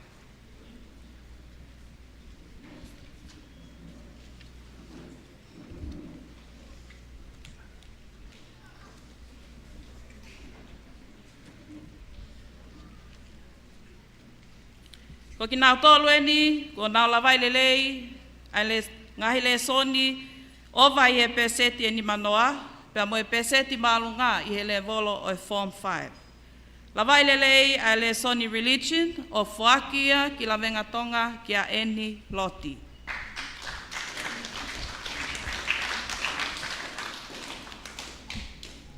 Lawai lelei ai le soni religion, fuakia ki hasini ki a nau ofa.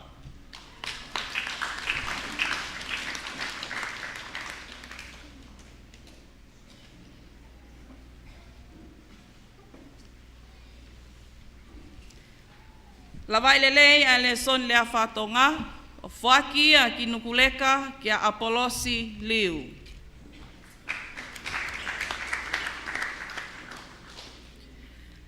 Lawai lelei a le son lea whatonga, o whaki a ki LAPAHA ki a kaufo o mahe.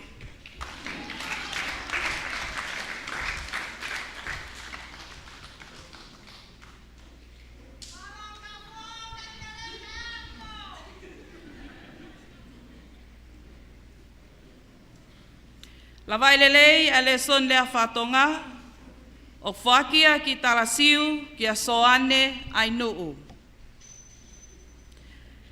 Lawai lelei a le son i lea whatonga, whakia ki haveluliku ki a luseane nau whahu.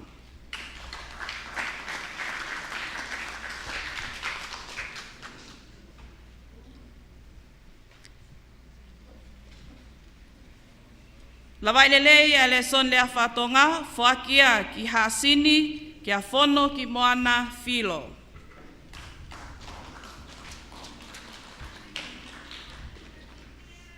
Lawai lelei a le son lea whatonga, whakia ki pelehake ki a selomiti foweti.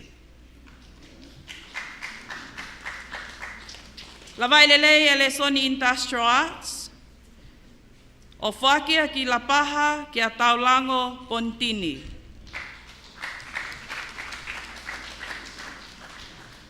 Lawai lelei a le soni industrial arts, o whakia ki hoi ki a Tāwite Paini.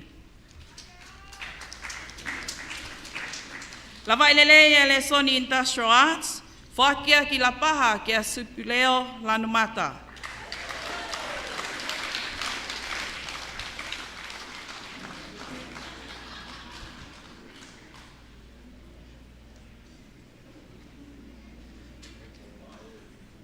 Lawai lelei e le soni industrial arts, whakia ki LAPAHA pe a Bombakaunga ki a Samsoni Kautai.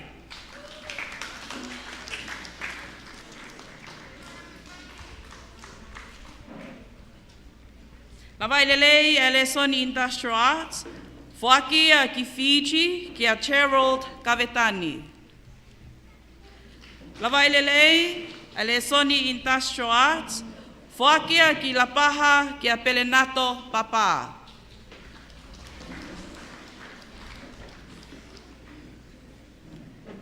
Lawai lelei e le soni whakalotu, pea mo e le soni lea whakatonga, o whakia ki LAPAHA ki a Vaisiliva Latu.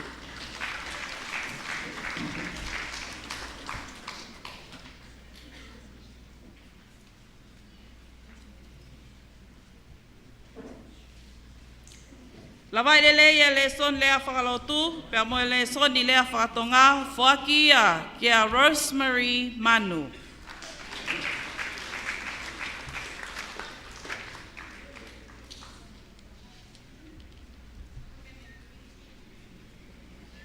Lawai lelei e le soni whakalotu, pea mo e lea whakatonga, o whakia ki Holonga ki a Kalofi Ama Whatai.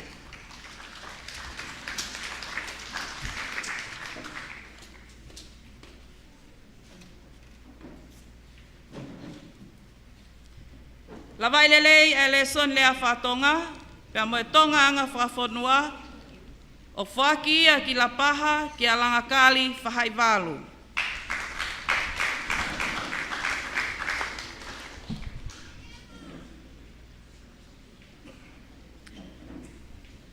Lava i lelei e le son whakalotu, lea whakatonga, pia mo e le son i geography, o whakia ki whatumu ki a Amaile Setefano.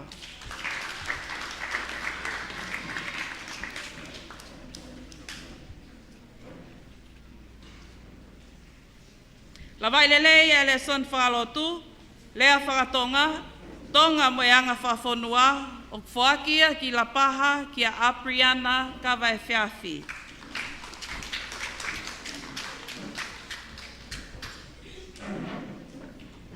Lava i lelei e le soni lea whatonga, tonga anga whawhonua, pia mo le soni geography, o whakia ki LAPAHA ki a Elisabeta Sole.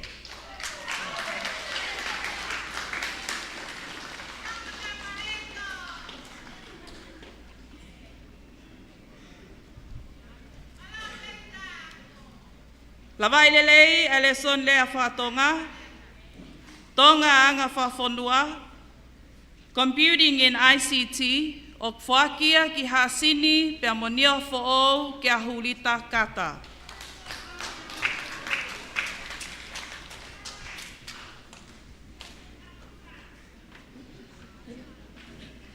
Lava i lelei e le son lea whatonga, tonga anga whawhonua, pia mo le soni home economics, o whakia ki LAPAHA ki a Pauline Seleti.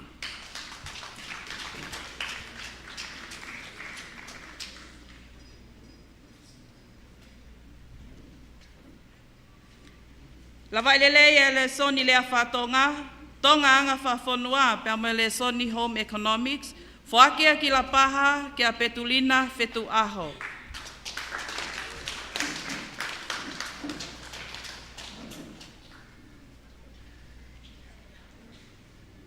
Lava i lelei e le son lea whatonga, tonga anga whawhonua, pia mo le soni economics, o whakia ki LAPAHA ki a Talita Kiu.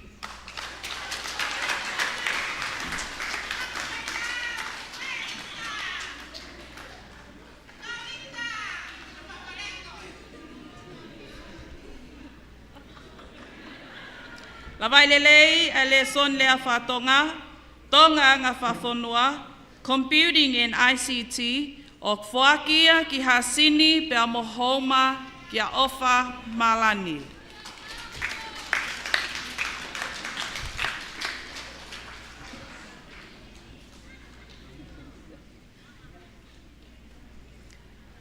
Koe tūki mua eni i le soni industrial arts, lava i lelei e le soni computing in ICT, e toi lava i lelei pia mo le soni history, o whakia ki houma ki a siolani malani.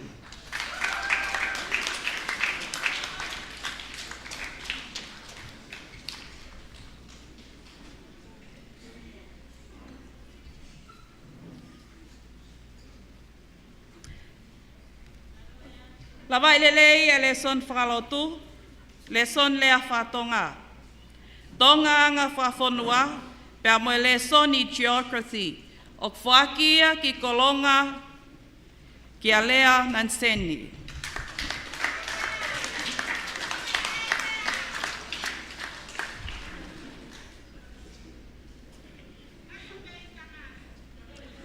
Lava i lelei e le son whalotu, lea whatonga, tonga anga whawhonua, le soni geography, pia mo le soni history, o whakia ki hasini ki a paia alofaki.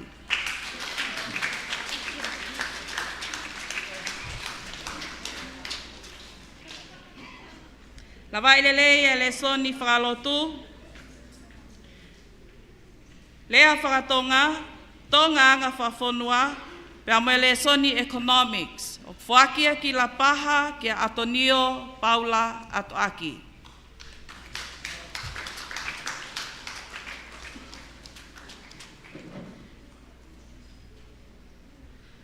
Lava i lelei e le soni English, lea whatonga, tonga anga whawhonua, pia mo le soni science. O whakia ki longo teme, kia monu ia he lotu mausia.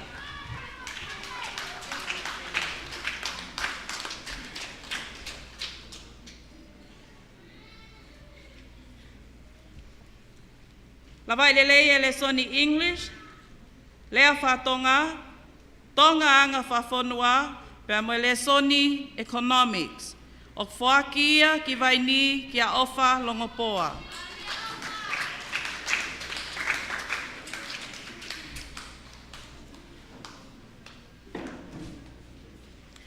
Lawai lelei le soni English, lea whakatonga, tonga anga whawhonua, pia mo le soni computing and ICT, pia mo economics, o whakia ki tatamotonga kia melesina whehoko.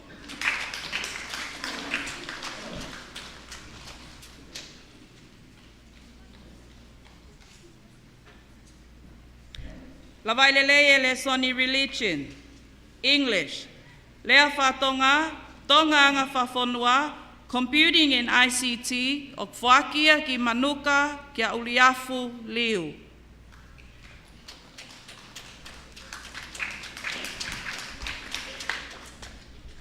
Lawai lelei le soni religion, English, lea whatonga, tonga anga whawhonua, geography pia mo history, o whakia ki niutoua kia ofa whinau.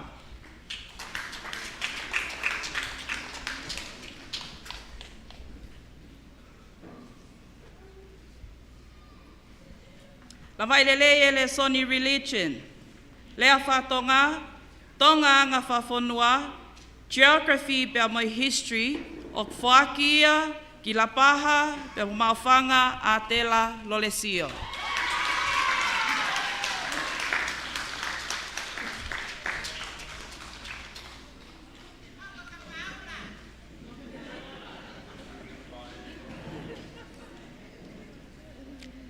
Lawai lelei le soni English, lea whatonga, tonga anga whawhonua, geography pia mo history, o whakia ki LAPAHA kia Michael Wate.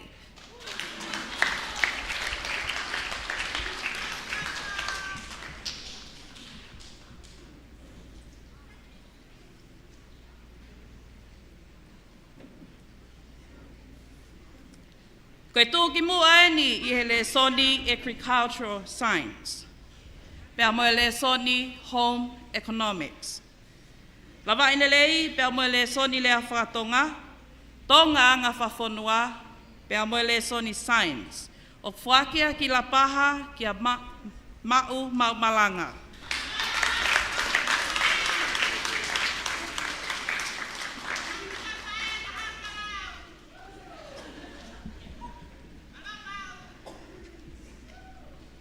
Lawai lelei le son whakalotu, English, lea whatonga, tonga anga whawhonua, computing and ICT, pea mo le soni economics.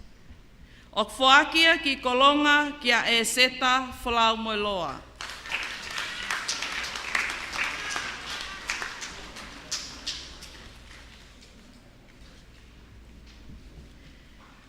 Koe tūki mua ni I le soni geography.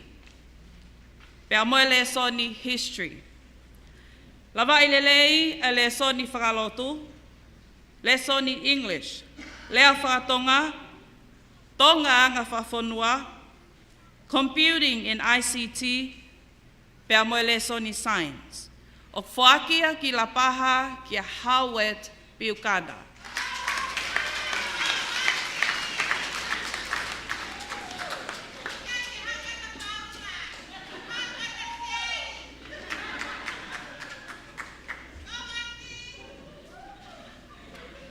Koe tūki mua ni I he le soni whakalotu.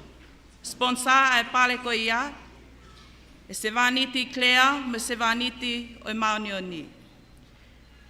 Tūki mua I he le soni English. Sponsor ai pale ko ia, moala sisfa.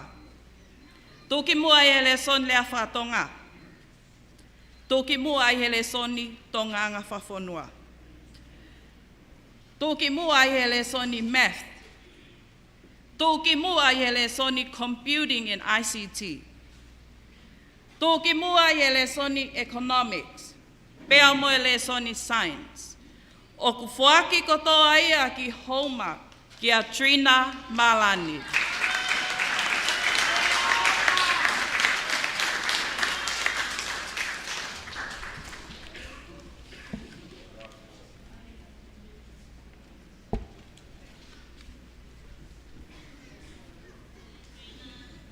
Whamalo atu Sister Kadian, lavalelei a hono whaaki o ngā hei pale whalanglangi ki he level o e Form 5.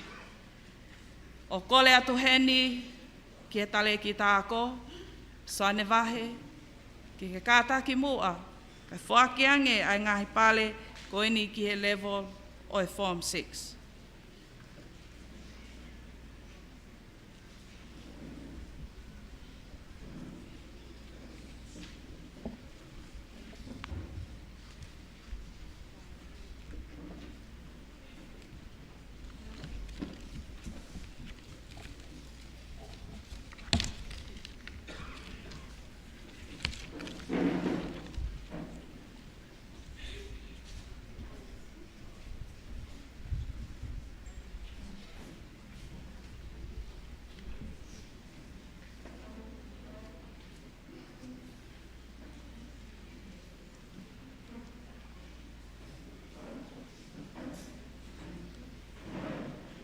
Tau hoko toi pē ki he levolo o e Form 6. Lawai lelei e le son lea whatonga, whaakia ki a lakfonua ki a ofa sila tolu. Lawai lelei e le soni design technology, o whaakia ki LAPAHA ki a taloa kautai. Lawai lelei e le son lea whatonga, o whaakia ki niu toua ki a mele pau'u.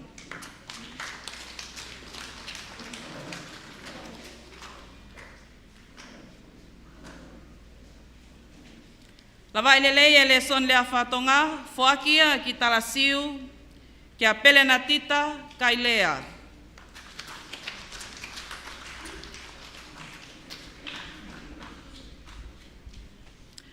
Lawai lelei e le soni design technology, pea mo e le soni history. O whaakia ki LAPAHA ki a sekola wate.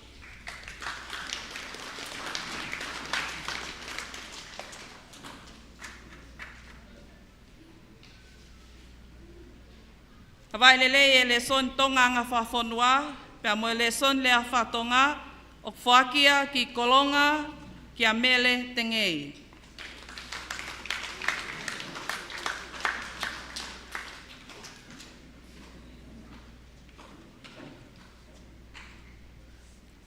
Lawai lelei e le son tonganga whawhonua, mo e lea whatonga, whaakia ki LAPAHA ki a aho siu tapu lawe mai.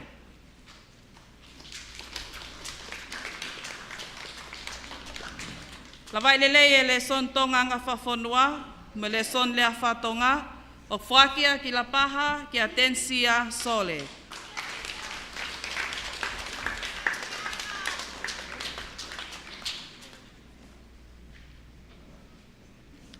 Lawai lelei e le soni history, pea mo le son lea whatonga, o whaakia ki LAPAHA ki a karnivia manu.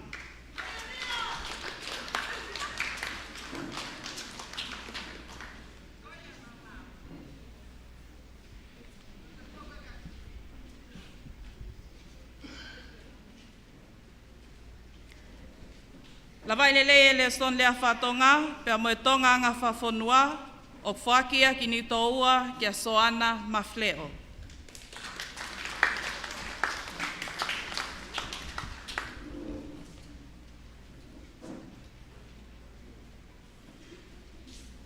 Lawai lelei e le son tonga ngā whawhonua, lea whatonga, pea mo e design technology, o whaakia ki ta tamotonga ki a Charlie Koka.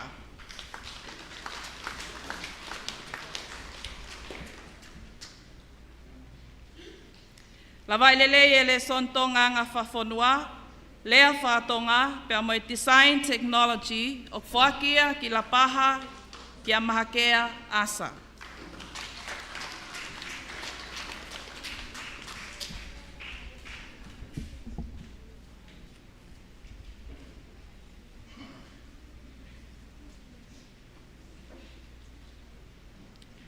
Lava ilele e le son lea whatonga, tonga ngā whafonua, pia mo le soni economics, o whakia ki LAPAHA ki a malia katea.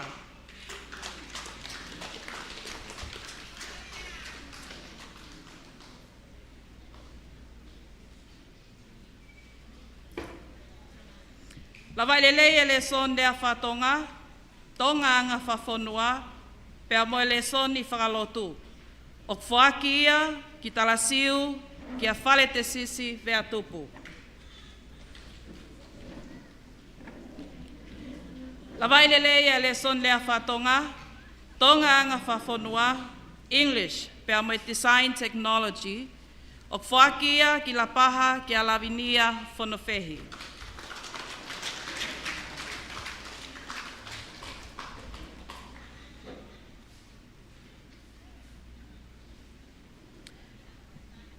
Lava ilele e le soni agriculture, design technology.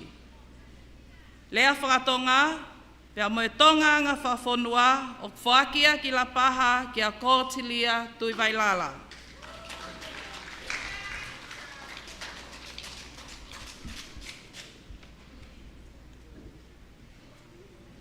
Lava ilele e le son lea whatonga, English, economics, pia mo e tonga ngā whafonua o whakia ki LAPAHA ki a tātiana moataane.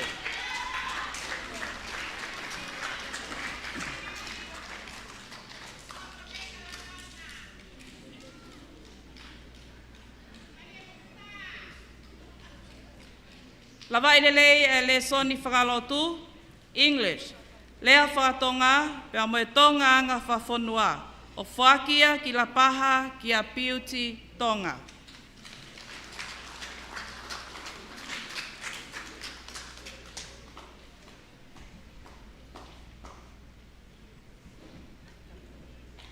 Lava ilele e le son whakalotu, lea whatonga, tonga ngā whafonua, pia mo le soni historia, o whakia ki longoteme ki a laukau po uhila.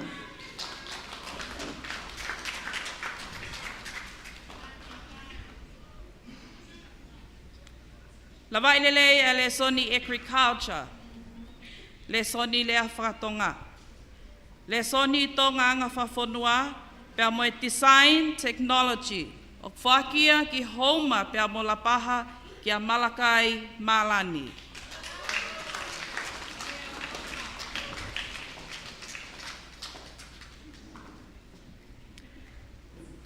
Lava ilele e le son lea whatonga, tonga ngā whafonua, design technology, pia mo e accounting, o whakia ki kolonga ki a Malia Sustina Ali Uhatafe.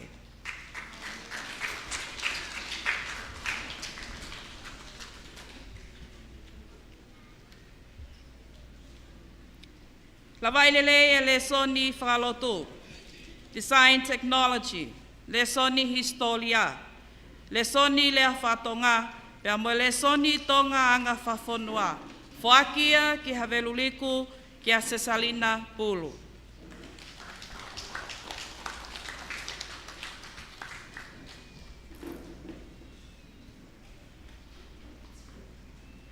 Lava ilele e le soni English, lea whatonga, tonga anga whafonua, economics, pia mo accounting, o whakia ki kolonga ki a Nanse Manu.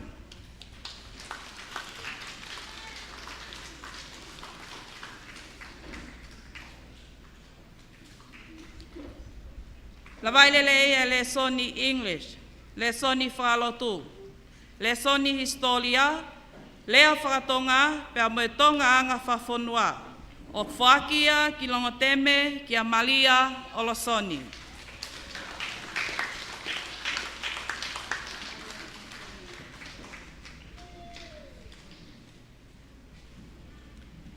Lawai lele e lesoni English, lesoni whakalotu, biology, chemistry, lea whakatonga pea moe tonga anga whawhonua, o whakia ki wheletoa wawau ki a seowhaki haisiata.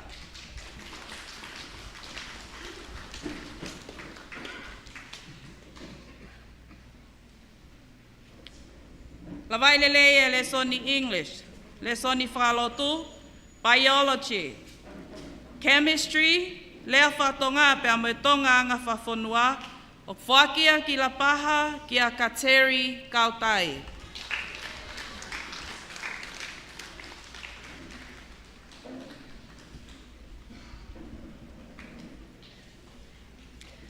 Lawai lele e lesoni English, leson whakalotu, lesoni biology, chemistry, lea whakatonga pea moe tonga anga whawhonua, o whakia ki vaini ki a sangata longopoa.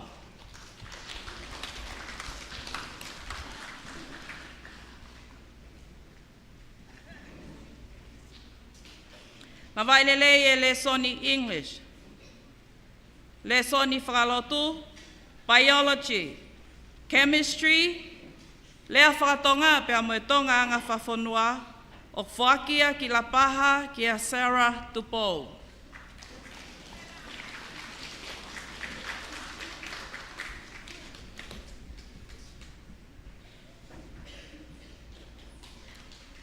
Koe tūki mua aeni I he lesoni design, technology I e textile. Lawai lele e lesoni English. Tonga anga whawhonua, lea whatonga pea moe historia, o whakia ki LAPAHA pea mokolonga ki a William Ngungu Tau.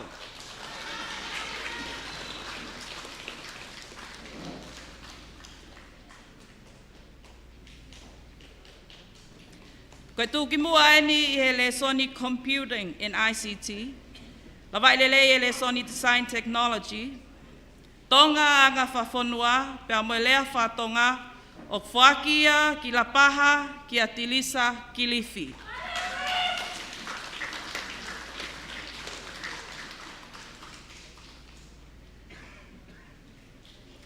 Koe tūki mua eni I he lesoni math. Lawai lelei a lesoni English. Lesoni whakalotu, tonga anga whawhonua, pea moe lea whakatonga. O whakia ki matahau ki a Viliami o Ngosia.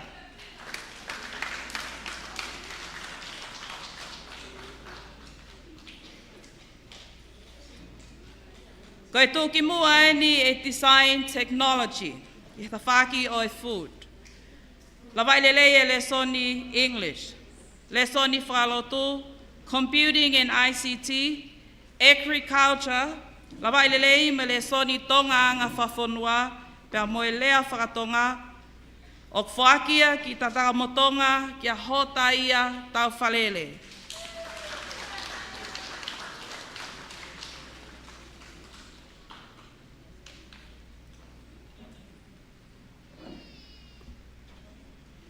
Koe tūki mua eni I he lesoni whakalotu.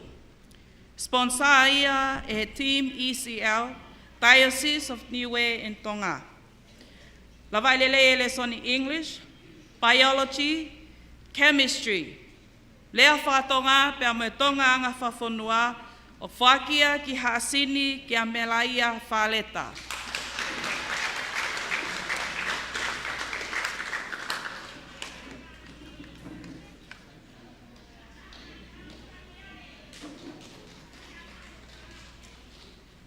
Koe tūki mua eni I he lesoni English. Sponsor ia moala siswha. Tūki mua he lesoni history. Sponsor ia he tax o e wanoa wa wha Helen Atilangi. E tūki mua he lesoni geography. Lawai ia lesoni English. Biology. Chemistry. Lea whakatonga. Pea moe tonga anga whawhonua. O whakia ki LAPAHA pea molongo teme ki a Caroline Whalemaka.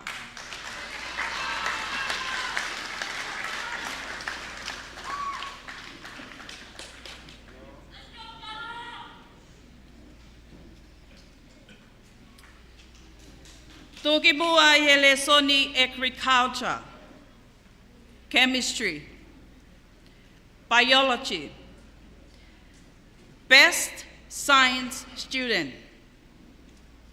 Lava i he lesoni English, lesoni whakalotu. Lea whakatonga, pea moe tonga anga whawhonua. O whakia ki utulei vavau, pea mo manuka kia semisi wanani whalekakala.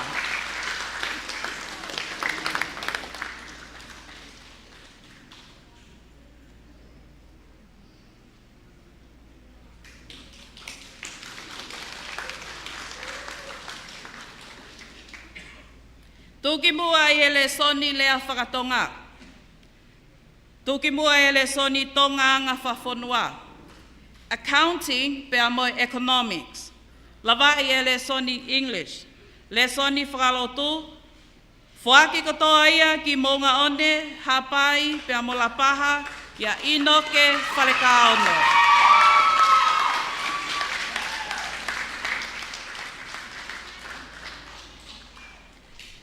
Whamalo atu koe lava lele ia a level of Form 6.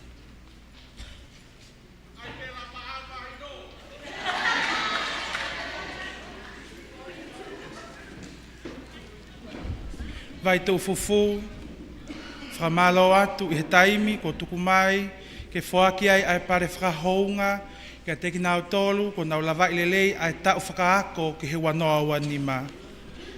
O ko kore ki whainga maari e ko e ni ke ulau atu a teki nau tolu na nau ofa. O tapa mai ki hono sponsor a ngahi pare ki he whaaki pare whakahounga ke aha ko e ni. Vai tau fufu. O ko lawe i pe ai api api a taimi mo tu unga o tau i ai. Ka aku loto pe ai toko tahani ki whakahounga a teki nau tolu na nau tapa mai a tokoni ki hono sponsor e whaaki pare whakahounga ko e ni.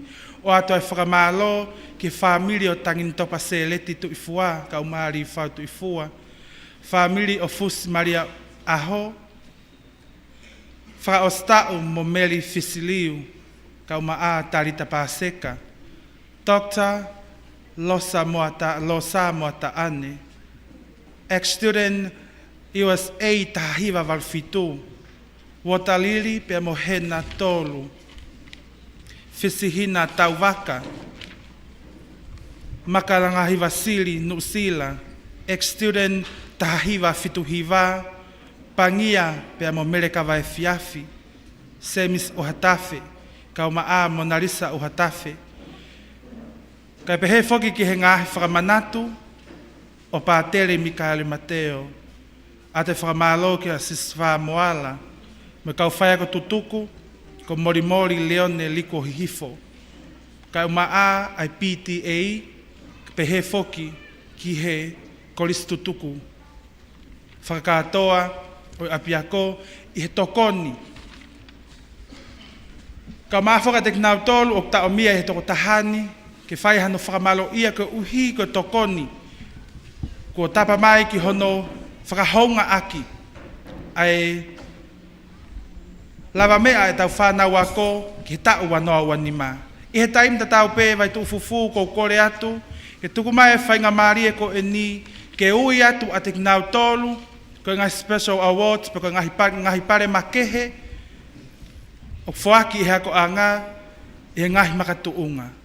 Pea kou kore atu ai pe, kia Cecilia po whaiwa kautai, ke lava mai o whakahoko ngai pare ko e ni. Pea kou kore atu heni, ki he tangata eiki katinari, ki kātaki, o mea mai o whaaki ange ai pare ko e ni, ai special awards, pea kou ngai pare makehe, o teu i ako anga. Kore atu ki he matanga, pea mo whanau ako, ke mo paspasi mai. Ai tau whanau ako, e nau maa ngahi pare, whakahonga makehe. Malo apiko. Hoko atu ki he form titu. Hoko e whakpare ko ia, ke he... Kole pe mua kau hoko atu pe i honou i atu, ai ngahi pare makehe. Ngahi pare makehe kātaki. Te ukamata pe me he le volo, o e form 1 o hoko ai. Ko e form 1K, O iai ai best attendance o fuakia ki a sare sisore o Lapaha.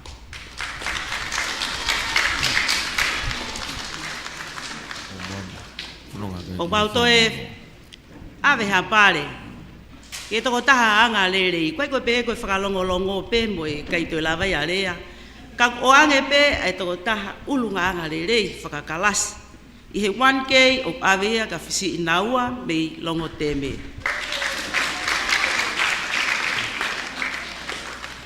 Ko e mea o whaia ai ex-student a hiwa fitu hiwa. Form 2T, ko e best attendance avea ke a mere ana toke o Lapaha, kunga misi Palare.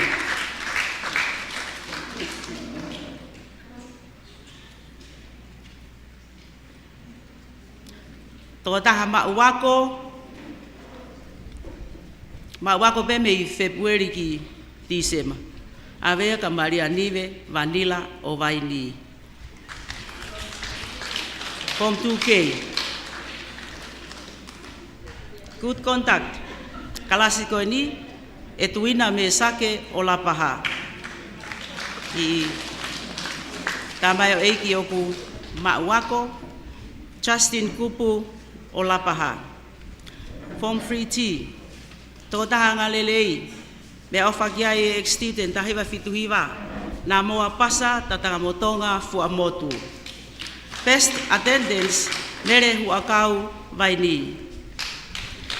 Form 3K, best attendance, teu he lotu vaitohi o vaini, mo e toko taha ngā lelei ke kalasiko ni, o kufuakia ka Leslie Wharekaono o Lapaha.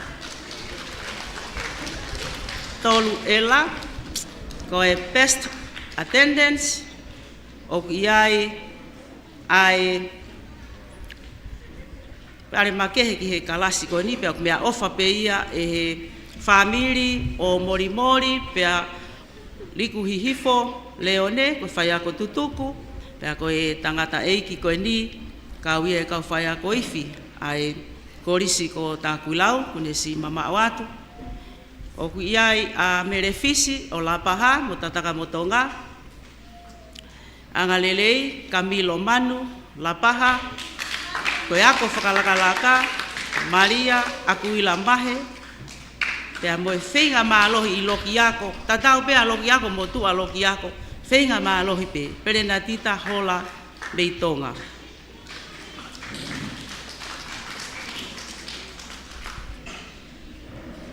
Koe Form 4T, best attendance. O ku iai ai toko taha koe ni ko wangana kai tuu maufanga Lapaha. Pea i toko taha koe nina e lawa i lere i pa moe nes lesoni si o kalafi, moe kompiuta, moe lesoni whakalotu, pea moe tonga. Koe good contact, ko Filipa tautua a, me la venga tonga.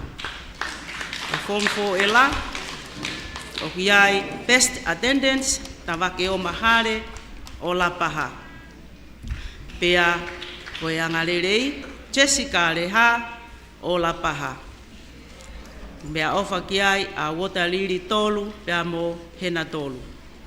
Form 5T, best attendance, Trina Malani o Houma Lapaha. Good conduct, Eseta Flau Moeloa Kolonga. Form 5K, best attendance, Rosemary Manu, Lapaha. O kiai pea mo e kalasia ko ni ia, o kiai tō taha ia ku, teu maa pe ia mo whakaofo ofa, mo tari tutu uni e taimi ko toa pe, o kiai a Now Ras Ofa, o Haasini. Koe, ulunganga lelei, kalofiama i tau taimana whatai mei holonga. Koe, Form 60, best attendance, inoke Wharekaono mo unga one haapai, Lapaha. Iai mo ulunganga lelei, fuakia ma Malakai ma Lani o Houma, pea mo Lapaha, pea kai ke ngata ai, ko tamasi ko ni E tā e mauhiwa misa ake ki tā koe whakalau maari e mooni. Form 6K, best attendance, iwa whakaua o lapaha. Good conduct, where teisi vea tupu, talasiu. Koe kalase e nia e ta, toki ia utaki mai, pepe tau whaki parehe ahoni koe awhakaosi e katoanga SIUPELI. Form 1G, Lisa Mariula, attendance, best attendance. Koe toko taha ngalelei, Lavinia, tongolei, kataki. Ma te tawa ulewa ki he tau form 5. Koe toko taha, ulunga ngalelei, i he whanau lalahi. Uko aveia ki nā vutoka, ki a lasini, pupunga, he masi, mahe. Koe sponsor ki he toko taha ngalelei a piako, koe kātinari mafi.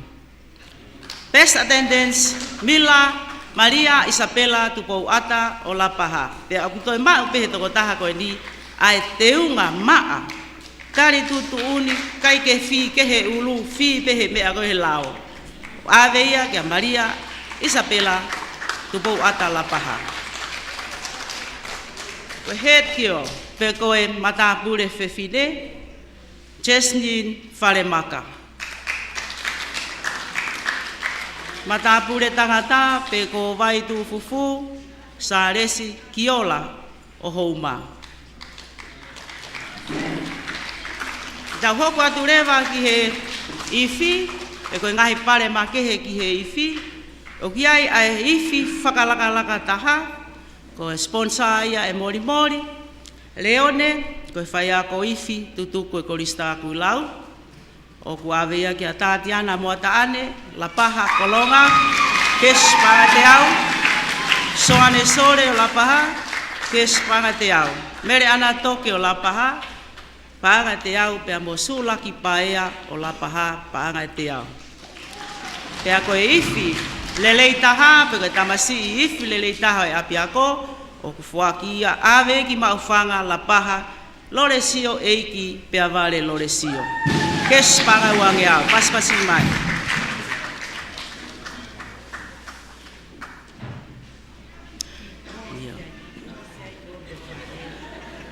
Notonga whakahauko atu e tau maupare ke matapure whewhine. Malo, to pas-pasi mai. Malo si tokoni ngahi ngāue o tau apiako. Vai tu fufu, sales kiola o houma.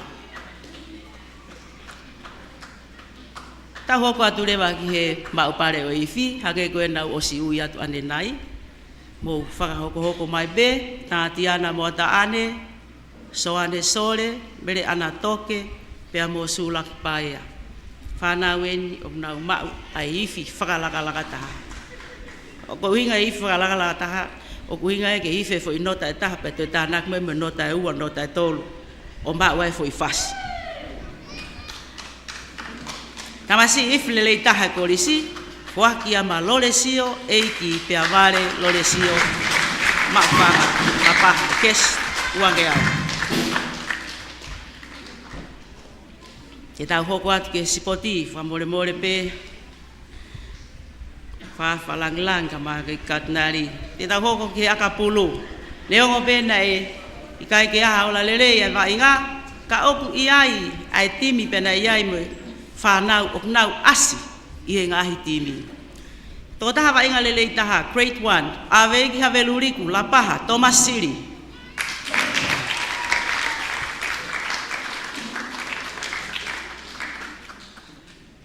Grade 2, Sani Laita Manumua o Navtoka.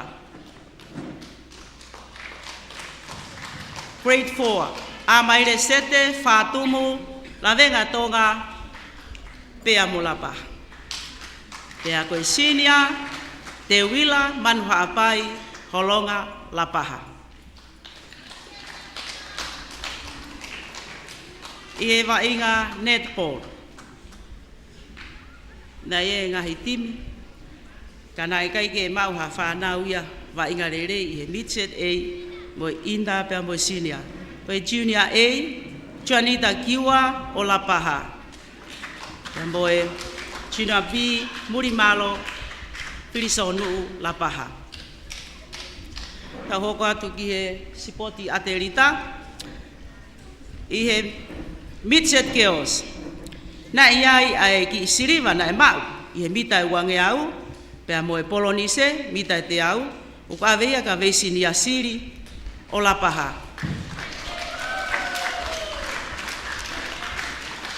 Midset boys, Sare Sisore, Lapaha. Koula e tamasi ko ni he tolo tiskasi. Pea to e polonise I he short put. Sare si kiola. Veisinia Siri. Midset boys, Sare Sisore.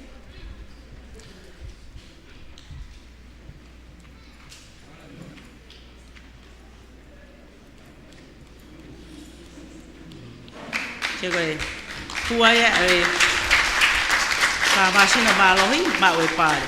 Ida keos, koe metari koula, tahafe ni mangeau, mita tahafe ni mangeau, metari koula. Pea moe siriva I he mita e valungeau, aveia ki haveluriku, Lapaha, lusane nau fahu. Open girls. Metari koula, tafe ni mangeau, pea moe mita e valungeau, siriva. O toi ave pe moia ki haveluriku na nastonga mana. Toi senior boys poko tamai ki lalahi, na iai e tau gold medal I he mita tolu afe, pea moe tau tafe ni mangeau, pea moe polonise, I he mita e valungeau, aveia ka makea asa o Kalasiu Lapaha.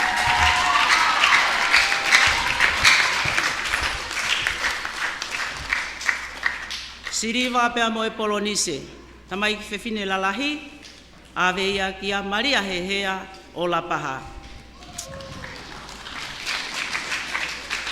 Teu whakaosi aki ai wainga soka, I he under 14, tamai ki whewhine, tō taha wainga Marie pea wainga whakaofo ofa, ko primi lose hare Lapaha makaunga.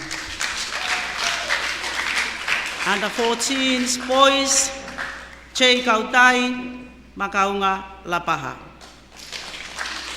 Under 17, whanau whewhine, avea ka pipiena wakaahi o Lapaha. Whanau tangata, taloa kauta, makaunga Lapaha. Under 19, tamai whewhine, avea ka Apolonia tone o Lavenga Tonga. Pea whanau tangata, ku aveia ki a Soni Kautai, makaunga Lapaha. Whamaloat, koe lawaia, e ngahi pare makehe tu ia tu.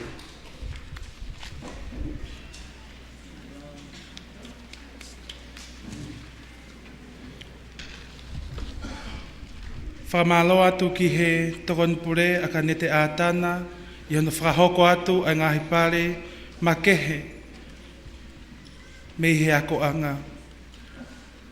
Vai tu fufu, whanatau ki he polo kalama, o kui ai ai ki whatongia mahu inga, ko e makasini, o e kau whai ako, pe ko ki nao tau na anau ngāue I he ako angani, tālu mi he tahahiva, fitu ni mā, o whai mai ai ki hewa noawa ni mā.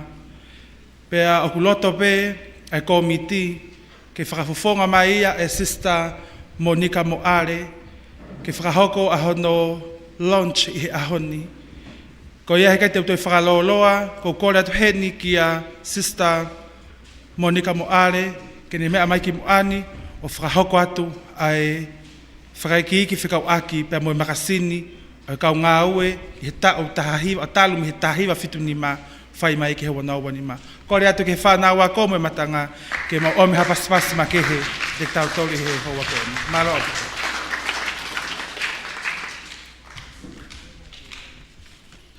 Malo pito, ko kore ke u hu whanga he ngahi whakatapu, tala kakato ne whai at mei muani me he kamata anga, ke u whakamalmalu at pe ai. Ko e ki tala noa no no pe ki he kamata hono ale ai hono whawe ki makasin ko ni, ko hono uhi ngā ne iai pe hakau whai ako, ne nau tala noa ki he ngahi tala noa me lie whe kau aki me he kamata anga. Pe au whakakau ai, ke u whakaai ai nge pe ko hai e lawa tānaki mai hanga tala noa manatu me lie. Nai pe whanki manatu me lie, nai tānaki whanki manatu kau ke me lie ia, pe tuku atu ia. Pe ko e ngahi tala noa ko ni nai i kai ke whai ngofua hono tānaki me kau whai ako, nai ai pe mau ki pes, nai kore atoa ke kostutuku, ke luku mai ange ngahi tala noa mo nau manatu me lie ke nau kau whai ako. Whai pe nai ai lewa kau loto lahi, aia ko makalita, falasi makau toke, loto rerei ke kau mai ki ai, pe amo printing hiki, pe amo hingano mataele, pe amo au, pe a moe ni ihi o mau kau whai ako tutuku na lawa ke tata naki mai e angahi information ko ini ka lawa ke whau ai makasini ko ni o ka mata me taiwa fitu ni ma ke ua noa ua ni ma. Pea o kuloto lele e ko miti ko ni na nau whahoko ngā ue ko ini ke whoaki ha ngahi kopi ke whakahou ngā aki ai ngā ue ko ini pea ko e pea moha whakamālo ki he kakai ko toa pene nau sponsor hange ko ya ko tutuku Australia pea mo Amerika. Pea ko makasini ko ni e tauhia e mataika whalau mahina pure ako, pea ko kinau tau te nau toki alea mo mataika ki ha totongi o makasini, ka ko kinau tolwen e whakahounga ia hono whakia ka kinau tolu ha makasini ta e totongi.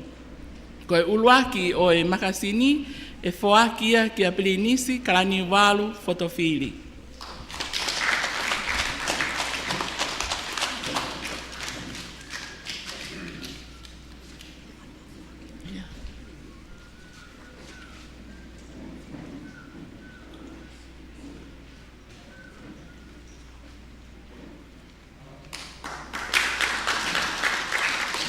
Ko noua o e makasini e whakia ki a kātinari soane patita paini mafi.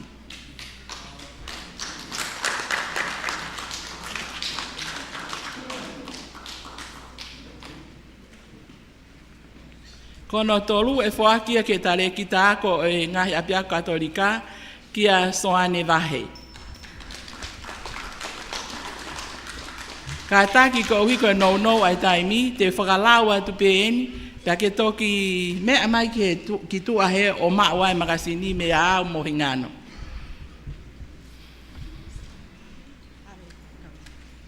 Ka taki. Ko kau e tita o makasini ko ni, ko Linda Klisen ko volunteer ia me Australia na whaiako peheni, ko ia na ne design mo lei au te makasini. Ko printing hiki pia mo makalita falasi ma kautoke, ko naua ia na nahanga whakasio ngahi tala noa pe ukumoon pe ukuloi. Sai, ko aurewa mo hingano ko e ma ngaue te fito na e whai ko e tānaki mai ngahi tala noa ke whetuku ke whai mo whakahoko hono, whakahoko e ngahi tala noa ko e ni. Ko kore rewa ke uia pe ngahi ngoa, pe hei kai ke whake atu he taimini, ka tok mea mai anai o atu o makasini. Ke Sisters of Mercy, ko Judith Moroni, Maria Simeone Pale. Ke Sisters of Nazareth, ko Katie Kanongataa, Maris Brothers, Brother Christopher Popplewell, ko e LCM Sisters, Sister Lucia Tupou, SMSM Sisters, Ana Maria Pailate, Sacred Heart, Annabella Mula, ko Dr. Cecilia Loa Wolf, ko e poate, ko e sea e poate I he kamataanga, ko langi nau whahu, ko e fuafua pure ako ai Kolisi Takuilau. Pea, ko ki nau tol ko toa pe o ku ke whakakaukau o toton ke mauha o kopi ta e totongi, to ki hau pe ki tua heke ta area ai ke whaka tō kopi. Ko ia pe malo.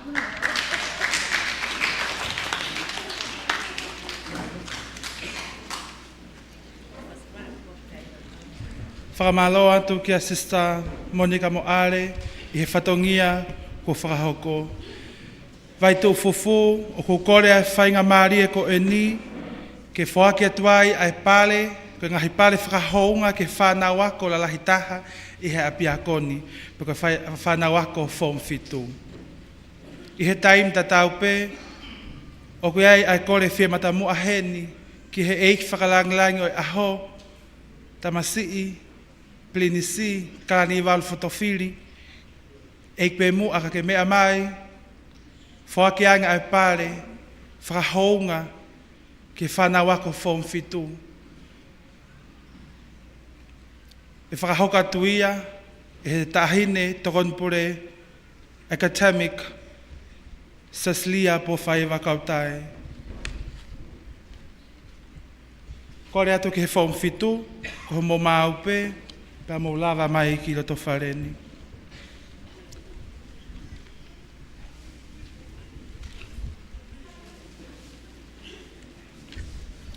O kou kole e whainga maali e koe ni, ke ui atuai a ki nau tolu, o ku nau lava i lelei, pea mo tuu ki mua i he ngāhi le soni o e form fitu ke tau wā whewani ma. Koe ngāhi pale koe ni, o whaaki ia tuunga i he anga lelei, a makalanga hiwa siri mo e whamili me nusila. Lava i lelei a lea whakatonga, aveia ki kolonga, kia Imakulata Maria Langi. Lava i lelei a tonga anga whakafonua, o whakia ki a wha, kia whetapa mafi. Lava i lelei e pefoki mo e tonga anga whakafonua, ki LAPAHA, ki a teki temsi, petelosa nele tauwaka. Lava i lelei a lea whakatonga, mo e tonga anga whakafonua, ave ia, ki houma pea mo LAPAHA kia Elisiva ata isila siena kautai.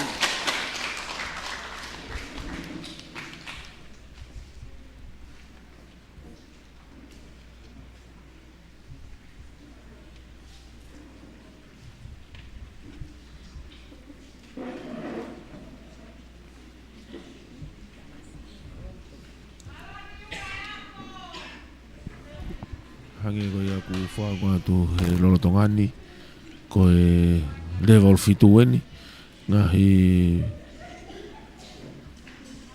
pare whaaki make heni mai whanau. Te lava i lelei e pe foki mo e lea whakatonga, mo e tonga anga whakafonua, ki maufanga pea mo LAPAHA kia lolesio.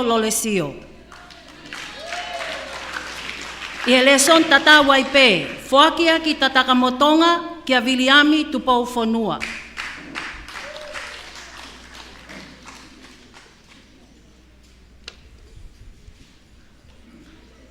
Lawai lelei a le soni tonga nga whakafonua mo tourism. Ave ki kolonga kia Epifania Pelenatita Ahoafi. Lawai lelei lea whakatonga tourism, agricultural science, whakia ki fua amotu kia Alamita Fernhill Eli. Lawai lelei foki, leson lea whakatonga, tonga nga whakafonua, pa mo e tourism, ki Haveluliku pea mo kolonga ki a Litia Pulu. Lava i lelei ai pe a lea whakatonga, tonga nga whakafonua mo e tourism, ki Longoteme pea mo Vaini ki a Maria Kilistina Anasi. Lava i lelei o lea whakatonga, tourism mo economics, ki Haasini pea mo Houma, kia Mele Viviana Vaisiliva Alofaki. Lava i lelei ai pe foki lea whakatonga, tonga anga whakafonua mo tourism, ki Talafo'ou, kia Nafetalai, Siola a Fungavai.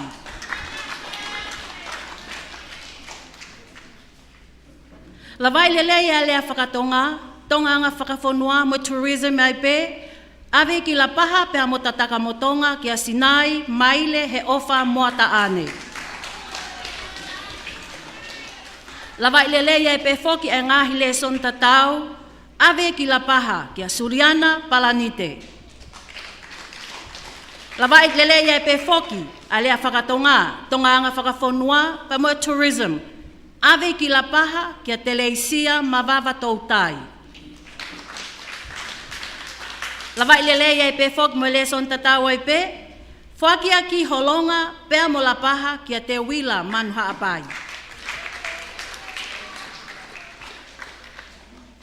Lava i lele ia pe le son lea whakatonga, tongaanga whakafonua, mo tourism.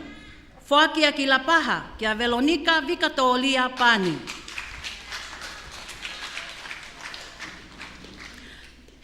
Lava i lele ia pe foki le son tatau ai pe, avea ki whātumu kia whinau leone. Lava i lele ia le son lea whakatonga, tongaanga whakafonua, mo economics. Whakia ki lapaha, kia Lodef, Keleni Aviva Maile.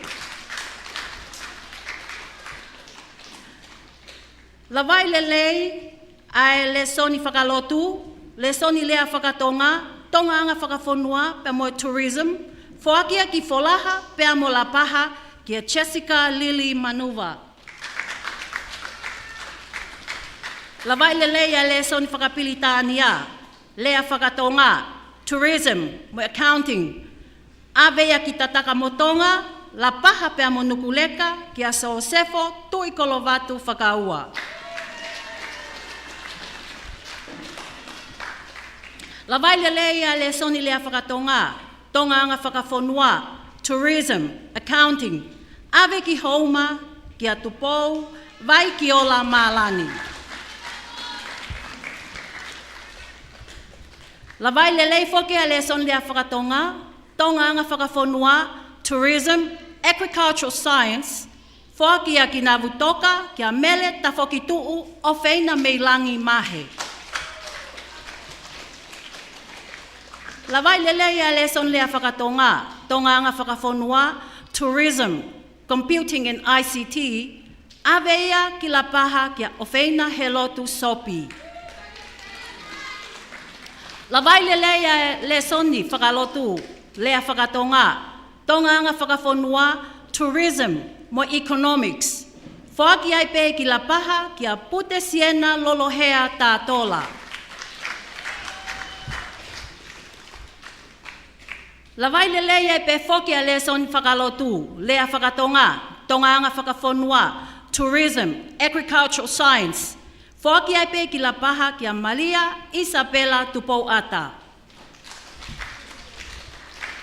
Lava i lele ia pe foki a le soni whakalotu, lea whakatonga, tongaanga whakafonua, tourism and economics. Aveia ki houma kia Salesi Kiola. Lava i lele ia le soni whakapilitania, lea whakatonga, tongaanga whakafonua, tourism and biology. Whakia ki longolongo pea mo lapaha kia Samson Pone.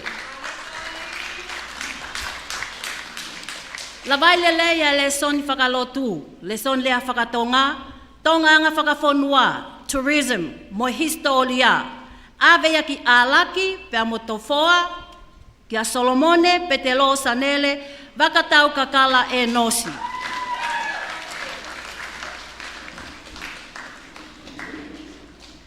Toki mua i he le soni calculus. Pea te lava i le lei foki a le son whakapilitania. Lea whakatonga, tongaanga whakafonua pea moi biology, whakia ki kolonga pea mo lapaha kia Malia Vineta a kata ngungu tau. Lava i le leia le son whakalotu, le son whakapilitania, lea whakatonga, tongaanga whakafonua, tourism pa mo history, avea ki folaha pea mo lapaha kia ana vea teu ki sia fo o tu ue fiafi. Lava i le leia le soni whakalotu, le son whakapilitania, lea whakatonga, tourism, computing and ICT, ave ki haasini pea mo lapaha kia Caroline Judith Maria Asopesio Hakaumotu.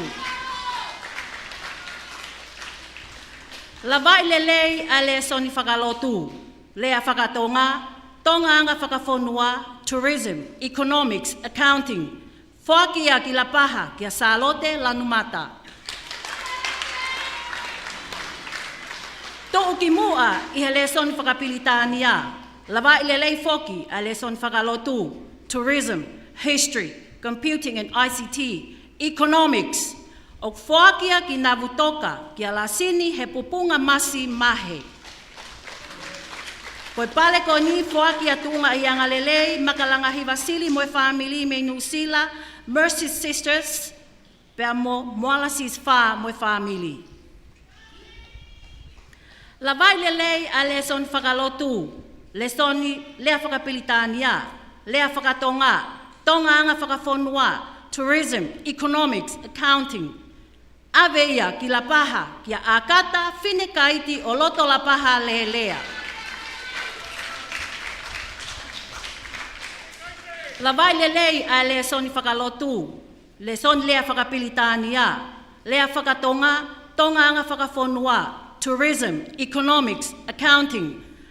Aveia ki have luloto, pea mo lapaha, kia Marian Musika.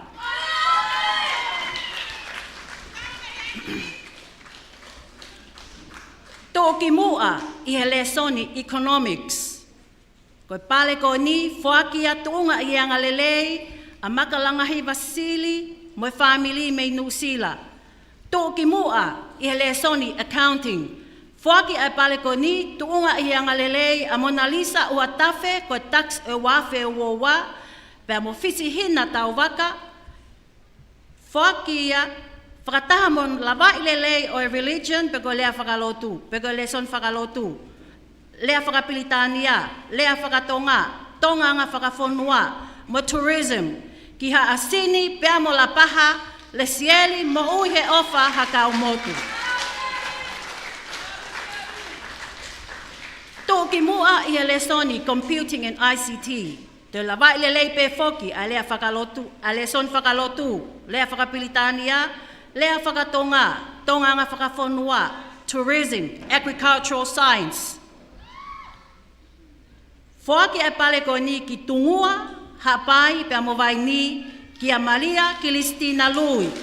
Whaki e pale ko ni, tuunga i anga lelei, makalangahi Vasili moe family me Nusila. Toki mua i agricultural science. Te toki mua foki i e lesoni biology.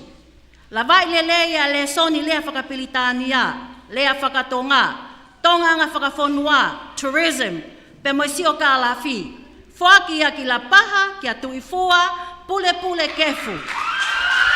Whaki a pale ko ni, tuunga i heanga lelei, a makalangahi Vasili, mo family pe me Nusila.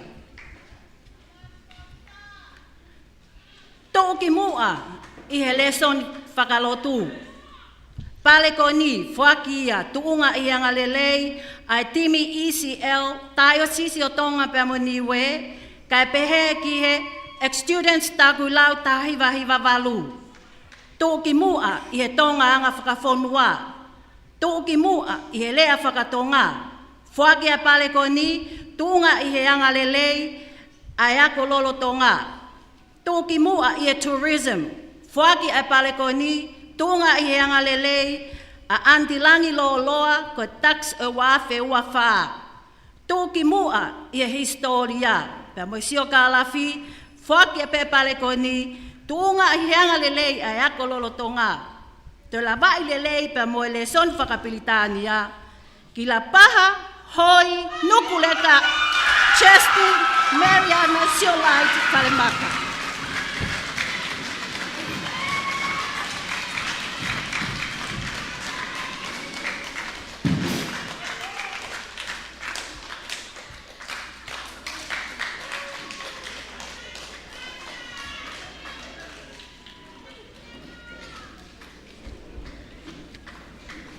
Ei ki whakalangilangi ko ene lava lelei ia, ai o wau whakipale o e whomwhitu ke ta o wafe wanima. Malo au pito.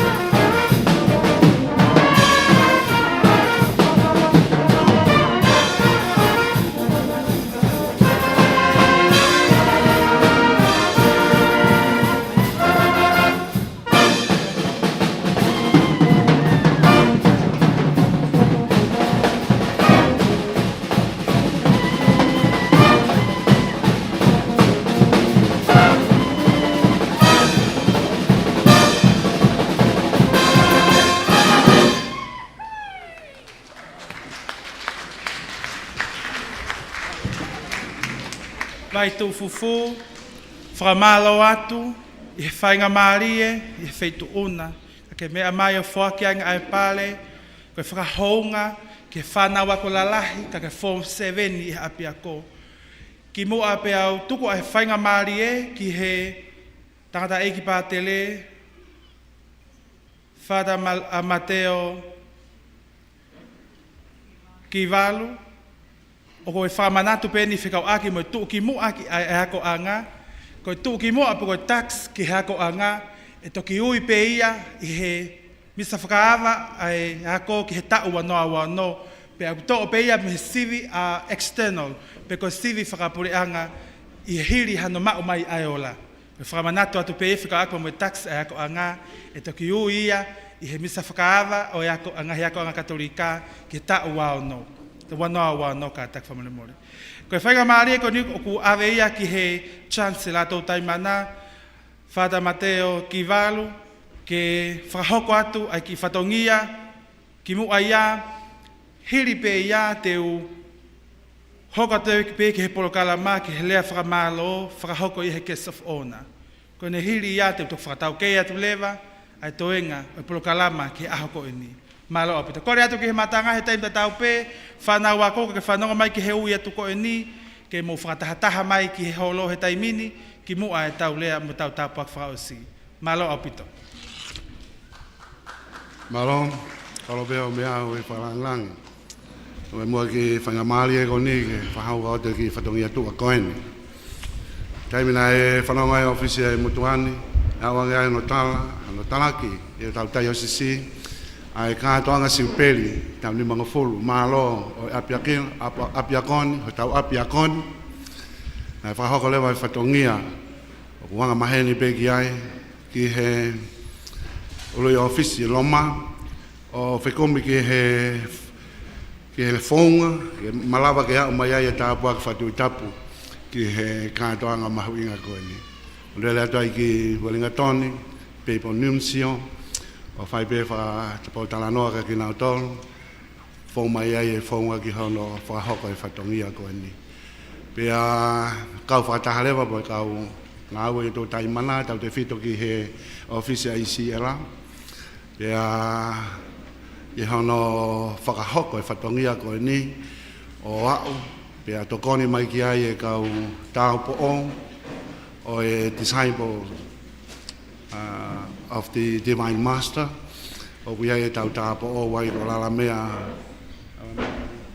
vau hea, ka ko whia ke acknowledge na tokoni lahi au pito, ki hono whawholau mai, ki hono whakapaanga, ka mo hono whakawholau mai ai tāpuaki koe ni, ke au mai, ke taimi, ke KATOANGA mahuinga koe ni, o ku uhinga e tau heni pa moe kauki ai pa moe api ako. Pea ko hono lau pe te ulau atu pe, na hili ko ia pa te lele atu lewa o whakiat ke e ki kardinali, pea whakawhei e ai pule ako, e mea mai o tali ai tāpuaki koe ni.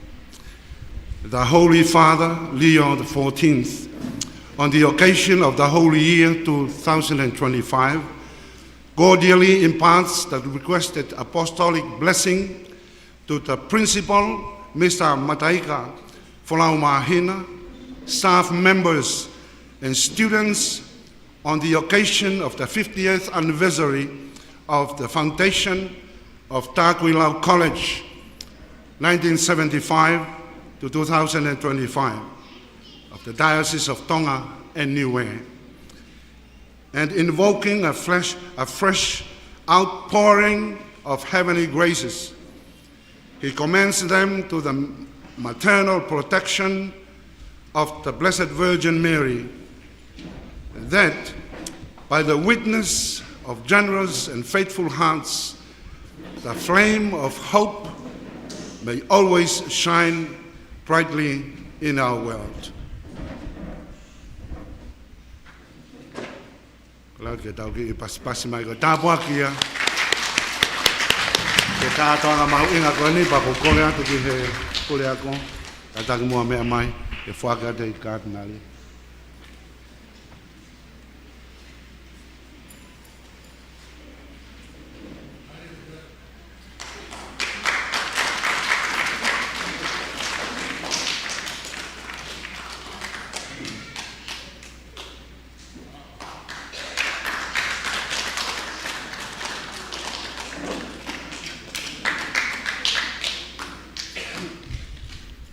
whakamalau heni ki he tangata e ki pātere kau maae kātinari i he whatongia ne te osana whakahoko whawhetae.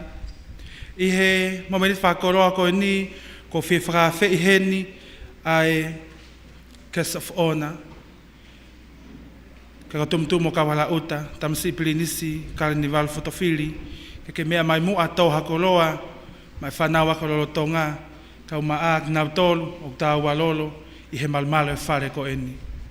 Kore atu ki he matanga ka taki ke mo paspasi mai, SIUPELI nisi KALANIUVALU fotofili.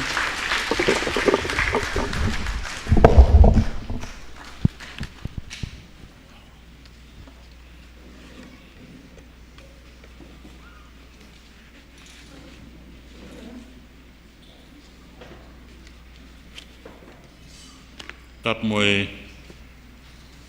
a whio tai hamai, tolo tonga.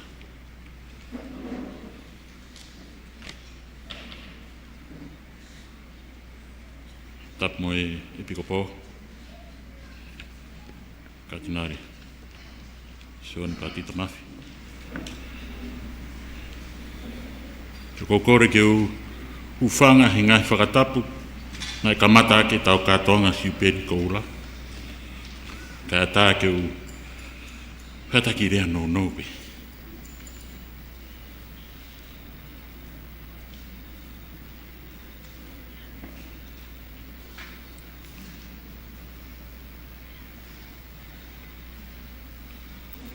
Ko mea koe whakawhie fia ki a tamai o whae.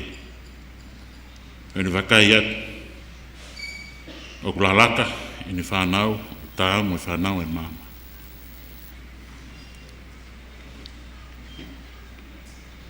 O pehepe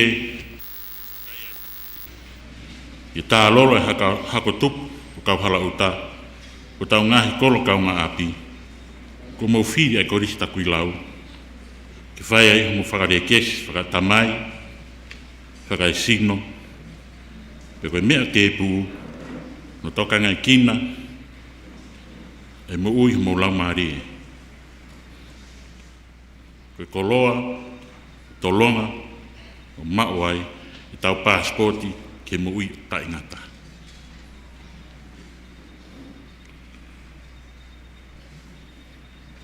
fo am ke fo ingonga ma ke e ka holo mua i nau kamata fai fatongia ya ko angan e kamata anga ka pureako kau whaiako, me kau ngā oe katoa pē, ni mo tā mai a whihi, koe whanonga o e ako angani.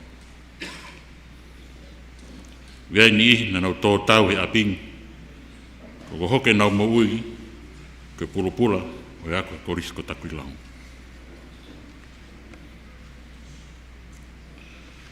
Maho inga, ka o ata whamalo loto hounga, ki ngahi mātua tau i whanau, mo falala mai mo loto lerei ki o mai ho mo whanau ki hoko koe koloa mahu inga o whai hono teu i he apini koe koloa mahu inga ako anga koe iai a whanau koe hakau o i lolotonga ka koe whonua ia e kahau o tau ikuna whaita whakaako hono ni mangofuru pe vai ua ia o senturi.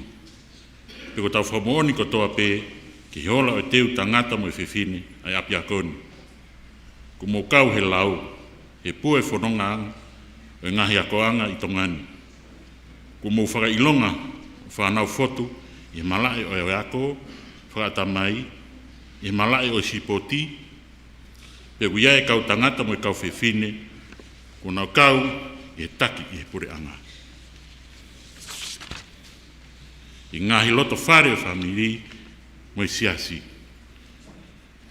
He ko osi ai e kau tangata ik pātere mo kau tāpo ou i teu i apini. He wea e kau tangata mo i kau whiwhine mamahi mo i mateaki whonua. Tala monua tu pure ako e kau ngāo e Kolisi Takuilau i tau whakakoloa ko e ni. Pe ke honga matāpure lahi mo kau matāpure. Ki kau tau tutuku, te mo mātuku atu, o hoka atu ngahi halafononga, ko mo whiri. Tarange tofa hala e Pinisio Merino, a ene tautoki KATOANGA'I. Ki mo hoko koe koto whakakoloa, i loto whare, koe whamiri, sias mo whanua. Tala monu atu, tau whanau te nau te whoki mai. Tarangi mo mauha ngahi malo rerei, mo kumi iwi, ma anak rerei, ke whoki mai o hokatu mo te ui. Ka wako tutuku, 17 tau mo ua, mo kau paionia. Ki Palestine kau korisi tutuku, mo kau mateake o apini. Ko mo kakawa koe fufuanga, ko loa ia ke apini. Te ke tangata pātere ki tauhi o palo ki ia. Mo kau taula eiki hono kotoa. Ke kau tāpo ou, ko mou lotu mo mou tau ang. Ukai a lau whano, ka koe purupura re ki kero kau harau.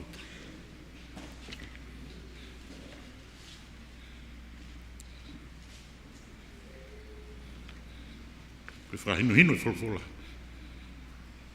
Ko tenga te tō. Te utu pe ko ia. Ka re repe te tenga. E re repe ono fua. Ka kakowi pe a ngawe. Te kai pe anunua.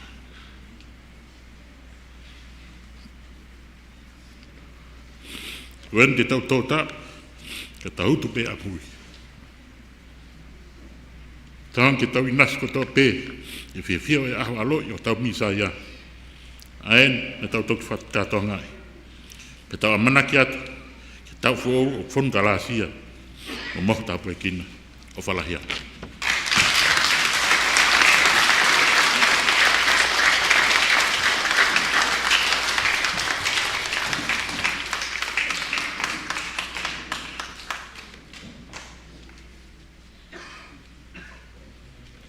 Vai tu fufu, o ku koloa ia a heko anga, kau maa e kakai o ku maulo nuku i he malo e whare ko eni, kau maa a kele eike ap ku niu kokai, i he koloa kua tō, pa ku lawa i ho mau monu mo mau tapu aki. Tawange kei moni tonu ai pe, pa ke lau malelei a feitu una, me tala monu atu, ke tau fo ou, o hanganaki mai me mua ke tau laka ia. Hei kai te toi whakaloloa, ko whakawhei heni, a tangata e ki katanari, amenani soani patita pai ni katanari mafi. Ke mea mai mua, a wawhanga tuku, pe whakahoko ange, a lotu tuku, ke he o wau whakapare whakahounga, ai api ako, ke tau anau anima. Kore atu ki he matanga ke mo paspasi mai. Tangata eiki katanari. Malo atu.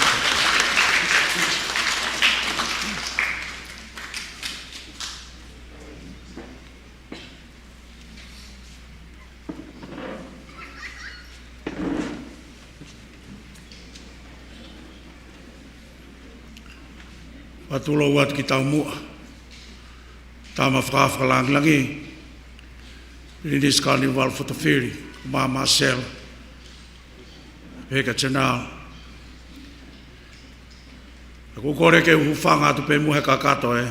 Whatapu ko tāpa kena. E holoni. Tā moku ke whamuri toko e kātoanga malari. Whakipare. Pe tau whanau e ako lolo tonga Kolisi Takuilau.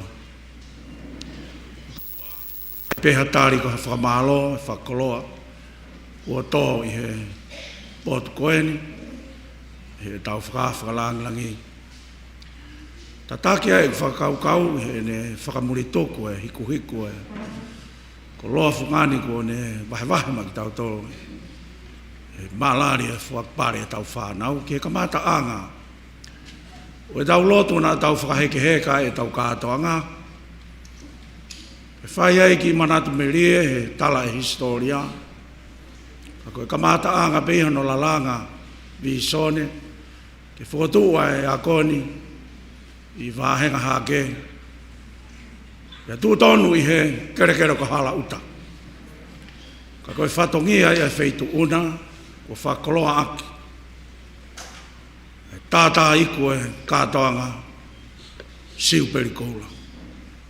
Nā tātāki ai manat meri e, ko tui whapau pē, ko e misi, mo e māwhana, mo e whaanaua pē ia, aho eiki kuo, kere aki a langi, o loma, mo e langi tala e kauhala uta. Nā tau whalangi e whake ngai pare. Ki hene ako, nai whai, e mo ongo kaha utaki lotu, o e whungawaka e lotu Aotearoa i Nisila. O nau whoki kotoa mai, e whakahoka te ngina o tolo nau ngafa whatongia whakai taki. I he whonua, e mo whungawaka o e lotu he siaskoi. Whai ho mea, e whanonga ki whanau, ka koe fuaia, o e visone, leo mana kamata, Aotearoa, ka nau aikona peo kukuk mai. Na ko koe tonuia, o kukihanga utu, peo wakai tonu, I he misi, na e whai peia he whatongia, ho eiki, koe ui koe hange ko ho o mea. Koe ki whanau koe ni me potu ngau e mahu inga taha eni. O tō me wheitu una, o whaka ānau a tatau pē. E ko haia hataki, e mala he lotu, e whanua, pē koa pureanga.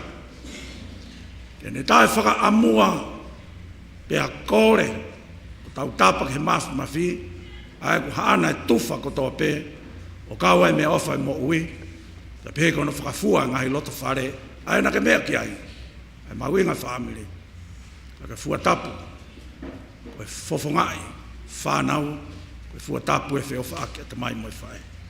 Whawedai mau koloa, ke whakatutuku le rei aki, ai malari a kātaonga SIUPELI, mā whana ho lau maari e. Mau kukuta loto e, vahe I ho mā whana. Whanau, amsia ke motolu, o ku whakaparea ki motolu. Toko taha ko toa pē. Koe kātoanga pehen mau pē, tau ngai whungawaka e ako, koe maalaria, o e whamiri koe o e api ako. E ku mohanga o mai ho mo mahu inga, uloa kia tau mua mea mai ho eiki tonu, o e kolo eiki koni, ia no ngai tala. Aina mo haka ai, mau, tai whiua tatari ke mu toi haka I mai. Ai tala, tupu ai whanua koeni.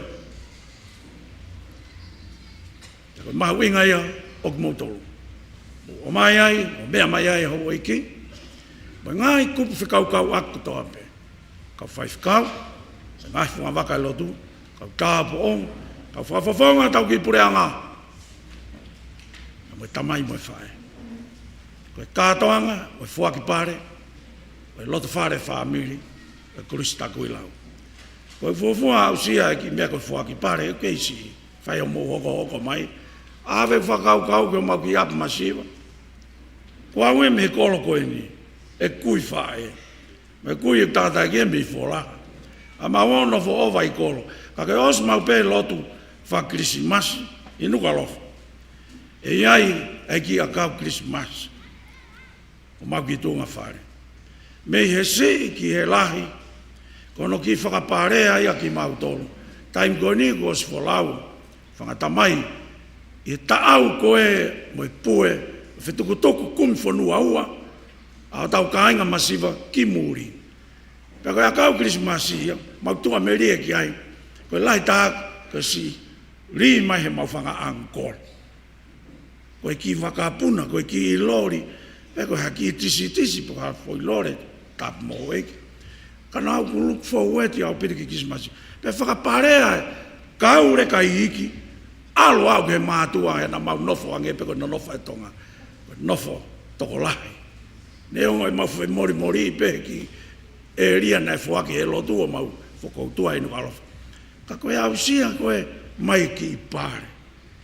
Pea tu rewa e mau tata I ki o rea whakamalo. Koe aho e whakamalo ia. Pea ko ki whatongia koe vauniu. Whakaafu Pea koe whakapuia ki mautolo he. Lere ki lotokolo. Ha pea ngai whatongia o alo au ki he. Ngai tamai ngai whae. Na nau mari mai i o mau family. Awha fia ia. Ui mai o toki hingoa. Pea sio kotoa mai mau ngai whae. Whakata mai. Mo kakaina nau nofo mai o meitahi o mau api. Koe ahoni ia. Koe wingai ki visone koe. Mahalo pe koe me amuri. Ai koe koe huike whakai. Ai mahalo te au i akademika. Ai e tax. Ai e uluwaki ua tolu. Pea sai pe ia. Kai tānaki atu pe whakatūtū. Vai vai ai motuani. Ki o tau loto whare ngai ako anga. Ai ke whakaparea kotoa pe. Vai me tare ki tā ako ke te au. I he whakipare whakamui o tau Kolisi Takuilau. Kolisi apfou. Seki nau whanonga mai. Koe fua taimi pene ko nau tolu pena ki. Pe whakapapai pe ia. Peke nau ai pe nau ki whakatūtū. He koe ka hafu lao ke tau mui ki ai. Ka pagu ia puri ako nau pe. Ai peke whakaparea uluaki ua tolu. E kui ke whakai ai. Sai. O kuatu. Koe tauni rewa na nau ki fuako toa pe. He tala pe kakai ko hai make he. Tuka nau tolu ke nau ngawhai no whakaparea. Ka koe ahu pe he ni whakaloto whare whamiri api ako. Na ngekau ki au sia. Whatu ako tāna. E o ngoi. Koe o ngoi nei tala mai he tare kita. Fia oskoe whakipare koe. Kolisi ko apuo. He o ngoi he tō tahko tō ape. Wi kai kua kātoanga pe o haki ni ihi peku mea ofa make hei whaka akademika. Nau fia nau kau e lau. O hange ko maumoto. Nau wonki mua. Lolo mo e piko po. Puke hou e ki. Ai ongo koe he ki whanau. O e loto whare. Whaka whamiri. Malae o e ako. O tau taesi. A malo a tau pito. O whakoloha ki tau tolu. Ki tau mo. Pea. Whaka ana wāia. Hange koe ne mea. Tō o loto ho mō mahu i ngā. Ia e aho. Te mō hoko koe kautaki. Siongo mō ngai tamai. Ngai whaeku la mai mei muri. Amerika, Australia, New Zealand. Tokolahi ai ku te lawe i he whaafolau. Koe nau whakawhenua ki mai pe. Whaatala pe fofonga. Fofonga koe si ka inga mei hahake. Fofonga. Eke ko hamo mea whai. Lai koe tau hiki mautolo. Koe. Whatongi ai pehe lotu. O tānaki et ki si e nau. Pe koe iate. Pe koe rivi ini. Si e nau whakangosia. Kai ke ri ake e nau tolo. Ai mea nai namoa he ngai ako anga whakasiasa katolika. Koe apa sia ki he otua. O nau ofi holo pehe ngai mea ai lotu. Ia tīkoni e ua na whawhiloaki. E tau misa kamata. Kāua taha ke tīkoni. Stepe taha pēha. Urewa ke whai whekau. Pere pite lo. Se uingoa na ngā ke kau whalansi etam. Koe nau kei manatu ofa pēo i kairi aki. Neongoa. Sio ke he paanga mo whakalakalaka. Koe fu kolonga koe na nau kuku me ngahi ako anga aisi asi. Tā si pinga e kau wherela. Si pinga e kau tāpo ou. Moi kau pātere. Ko fukolonga lahi ena e mea ke ai e ta whakawhalangai. Koe ne maa whanau, koe ne whakolonga. Ke maa mo passport ki he wani. Wow! Koe ao ia ho tau tala. Koe iako whakakatolika. Paka ako pe ai funga wakai loto. Koe ano anga ke mau fu pare lahi. I laloni. Peka ke maa ho passport ki he wani. Se whakaloloma. Io ka maho tare ni te sa ni simo teknikare o fanongo ke ka postutuku ai amo chim fa masin sa ia ka pau te ke spot ma wa bo ka o na angalo ia stapa ke ta i o passport ki he van o ma we he liwanga ulunganga fa more fa lolo wa o skolo ia Ka ko loto pe fatongi fa fa ya ko. Mo ne fela me mo me na ne me ki ai. Tau fa ha ki. Ko mo lala ka mai ko ki mu ko lulu. Na wanga puke ki ni ma to ta. Ki taufi. Ko konga ia na hele soni fa ulnganga ko talanoa ki ai. Tu fa papa. Ya ke te ya. Ko frevolo luaki ki he tolu. O fatonga paka pesete val mo fulu pe lahia. Ko wilo pe mo excited. Fai mo mai ki pare. Kau pe he loto. Sige fatongia kau fai kau ko ai kau fai ko ma unga tamat. Malo pe ko to yo sia mo ya nge ko re anete. Tala ki sia na wo sia. Mahalo pe mo oni ko to ai. O ngalo ai ke ki rehearse ai foi con ai te pe ko informal education. Ko ia ko ia fare ako ma fai ako to pe e lava ni silapa ke kakato ke information pe. Ko ngai ke ako on the spot. Fai ki rehearsal he kamatanga ko ia ngai no ma pare foi moment ni na mutari ki ai. This is the moment. Pe hangene kai ke ki tonga ngai lere. Tena tonga ngai pe makana ngal ala ka sala laiton. Ko ha ko alwatu pe ke sio mata hanga tonu i hou eki i o tangata eki e ko whekau tatau pene whekau ko ke Christmas ko mau lera pe ke tu tangata eki puka angkolo puke mau ni ma ke mau sio mata ke mata kai sio hifo no fo fonga ofa e ko mo minute mau inga ni ko no ki whakapare ako sio whaingi trill mai inga ia ke tokanga ke pure ako makau whai ako ko e ako whare ako o hoa wa whabe o toi ngai tua. Ka koe seo ka kita masi, koe ke ailere hono tāwala. Puke mai on the spot, tuka kita hine. Ka tui lere. Hei kai ngalo ia yak mūton. Koe ako ia ulunganga ko talanoa kia. Ai whakarere si anau teunga. Ia e ka ureka ia. E tahe tau ngahi ako lalahi. Sai peku iloi peku up for. Nau wha asi loto kolo. Ai sote ki tua. Ai tāwala emu. Kai wa mais ngai korisi koi me lau koi me wow mei uta na aski loto kolo pau bena si tala he pure ako te unga lei loto kolo mo tonga iki ako man meri e iang nau tui le rei ho nau tawal kai fangi ape ape ni he tau sia si koi unga to e fanga mare ka famore more koi hiki hake pe o konga e fatongia kau whai ako. Haua wafa e di vile konga utau iai. Iai ume whai ai iai. Fashion tokua. Hau mi muri pe ko whakalaka. Aua tokanga koe. Puke. Lea on the spot. Up front teacher. More ka kou mawhana. Mahu inga api te mea koe ni. E tau whakala loto whare ia hene. E whenga mahalo, e kau whai aku mahalo. E kou tui mahalo ku unga e konga te whito. O haka, whamore. Nako ea unga whawhie poto, ika. Olo aki, whainga whaunga, koe whenga e whai ako, ke ave ne silapa, whai mua kofke os. O kia rewa konga taha no ua te whito, ia ako anga, ain kou tala noa ki ai. Koe whakamamafa ki he ulunganga. Ke fomu e tō taha.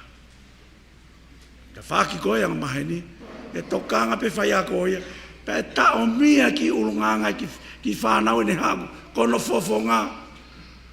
Ta koe winga he ngari ku hunga ta ato re soni, o kia ta whaki e ke ilo he whai ako, kau ke ki lau maari e. Ka pau tokanga pe ke ne whai re soni, koe ki lau maari e, koe ki vitio. O ku wangwange mea ne whaita i o sio ki ai pe whanongo ki ai. He whai re soni ku ke whainga ke whai mo kawa ke ose silapa. O nau sio whaka aho, whanongo whaka aho. Te te whaka mahuinga e koko tāno ki ai. Te tau whomo ai whanau. Koe nau wangoi pau kakato, ano tokanga ai kina. Whaingo fua rewa hua silapa ia. Toka maari ho na ulau maari he o ngoi ofa mo oni e pure ako ofa mo oni e kau whai ako. O anga ka ofa mateaki, a kau pure ako, a kau whai ako me muri. Tala noa Brendan the other day. He was in Tonga, he was 26 years old. Imagine the difficulties they face. But they sacrificed and left New Zealand or Australia in obedience to their superior. Go for the mission. They were young. Imagine the mosquito bites, everything. Their sacrifice, that's what kept the ex-students still talk about with sweet memories about this college. And I kaua te ulunganga. E kai ke nau peseti te au. Pure ako, ko mafa tuki o fatongia. Kamata hio kau whai ako. Pea teu mui atuai. E ko ongo i hok fatongia. Os pe hono folahe ki. Wa more koe ka pehe koha. O e ui koe whakafo on ki o tau whonua. E tau tui koe ka kato pe utuunga. Ta mai mu whae, kau politikare, hou eike whonua, kau whaife kau. Ko e tau mea, ko e tau ki potu ngau e. Mo mene ti peha no tuku koe mea pea kau whai ako. Pe miss out e toenga fui pāsolo. E ngā loku, ai teu tangata, ko teu whiwhinu tau whai. Lolo whakawaa, o whātika ki mōtonu, toi te hanga pea. Tau kātoa ke manafa koe, hoko te tau whiawhia, ko tau honga iha, ko huipe ko mahu inga tau whānau. Whai e pe tau manat meri e whakaos, e kau holo moa, tau whawhita ia ke eik, tau tō inas whakata, ki te pili ko teu, e kau Kristo tōku, ke whirika nā tōku la mai mei mōri, tau whakata, e whakakato. Whamalo ia e o tua, SIUPELI KOULA, Kolisi Takuilau. Kia tau lot. Koloria kia tamai, moe alo, moe lau maari e maani oni. Io tawange ke hange kon koloria e moa. Koloria e ahoni, ako toa pia tangata. Amen. Ki tāpu ai wafa e ki. Wafa pe e ki, kune whai tokonia ki tau tolu. Hifo mai tāpua ke o tua mafi, e ta mai, pe moe alo, me lau maari maani oni. Amen.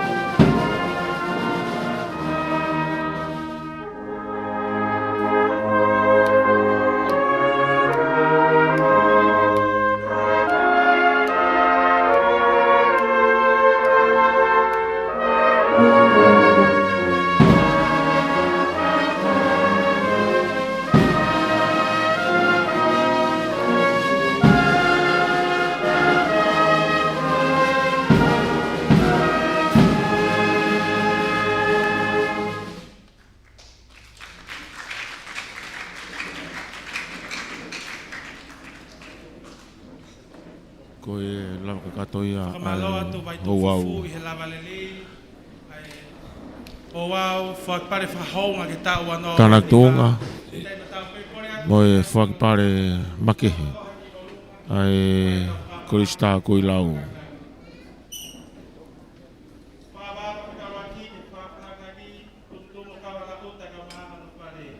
Hip hip. Ang e apa hano wa ki he kau tahine tapo o kau mai ai mo kau mo ifo kawa tau fatahata he mal mal fare ko ini. Hip hip. Ang e apa frau si ka tik tau tol hono ko to ai mal mal fare ko ini. Me kau nga we i he tau lava ile le e tau faka ko ki he wano wan ni ma. Hip hip. Malo apito. Ko e re o ia o e fiafia o e ngataanga ia o e Ouau Tanaki fiafia e Kolisi Takuilau. Whamanato e mo e SIUPELI KOULA o e Kolisi i kona ai whenga ngako o e tau awhe maa wanima. Whaawhe whalanglangi kone me atu. Tomo kauhala uta Prinisi KALANIUVALU fotofiri. Pe ki hono whare. Kau whataha mo e ki e pikopo. Ka tinari Aminani Soane Patita ka tinari mafi. Pe ki he hau e ki pātere me kau sista na tole kau takilotu. Ien whak mo e hau e ki whaiwhikau e ngahi siasi whungamaka e lotu. Pe ke kau whakawhea no katoa. Me he ngahi potunga ke e purianga. Kau ai me ngahi apiako kau i he university whawhanua tonga. Me ngahi ako anga ke o e whanua. Matua tau i whanau. Kau whatahat mo ki mautolu i he tau whamafola i he whatau whakakoloa ko eni. Whamalo lahi ki he komiti ngau o e SIUPELI KOULA, Kolisi Takuilau. E nau kei whemea ngau e aki ke whamafola atu, ai ngahi Ouau e KATOANGA'I, kau ai mea mo e tanatunga o e tau awhe maa wani maa. I he holo KALANIUVALU. E whoki whamalo ia kau ngau e i hoatani, o ko i heni whoki i he apiko niu kōkai. Kia mo e kau ngāwe hono katoa. Me sake whamoki hoa. I sa te tanatohi o nesi saluni pe whoki ki a aripate ki sina. Pita tāka fua. Ko au frisonu whenenga nofo. Mau tatau atu me holo KALANIUVALU. Te mau whetukutuku ki he pangai o e whakawhiawhia mo e hoa ilo o e hoa tāni. I he Kolisi Takuilau e pe. Ia ngai mo meneci mi heni te tau toi whakaongo atu ai Ouau ni. Mau amanak pe kuongo lele atu. Malo apito mo mea mai ka mo mea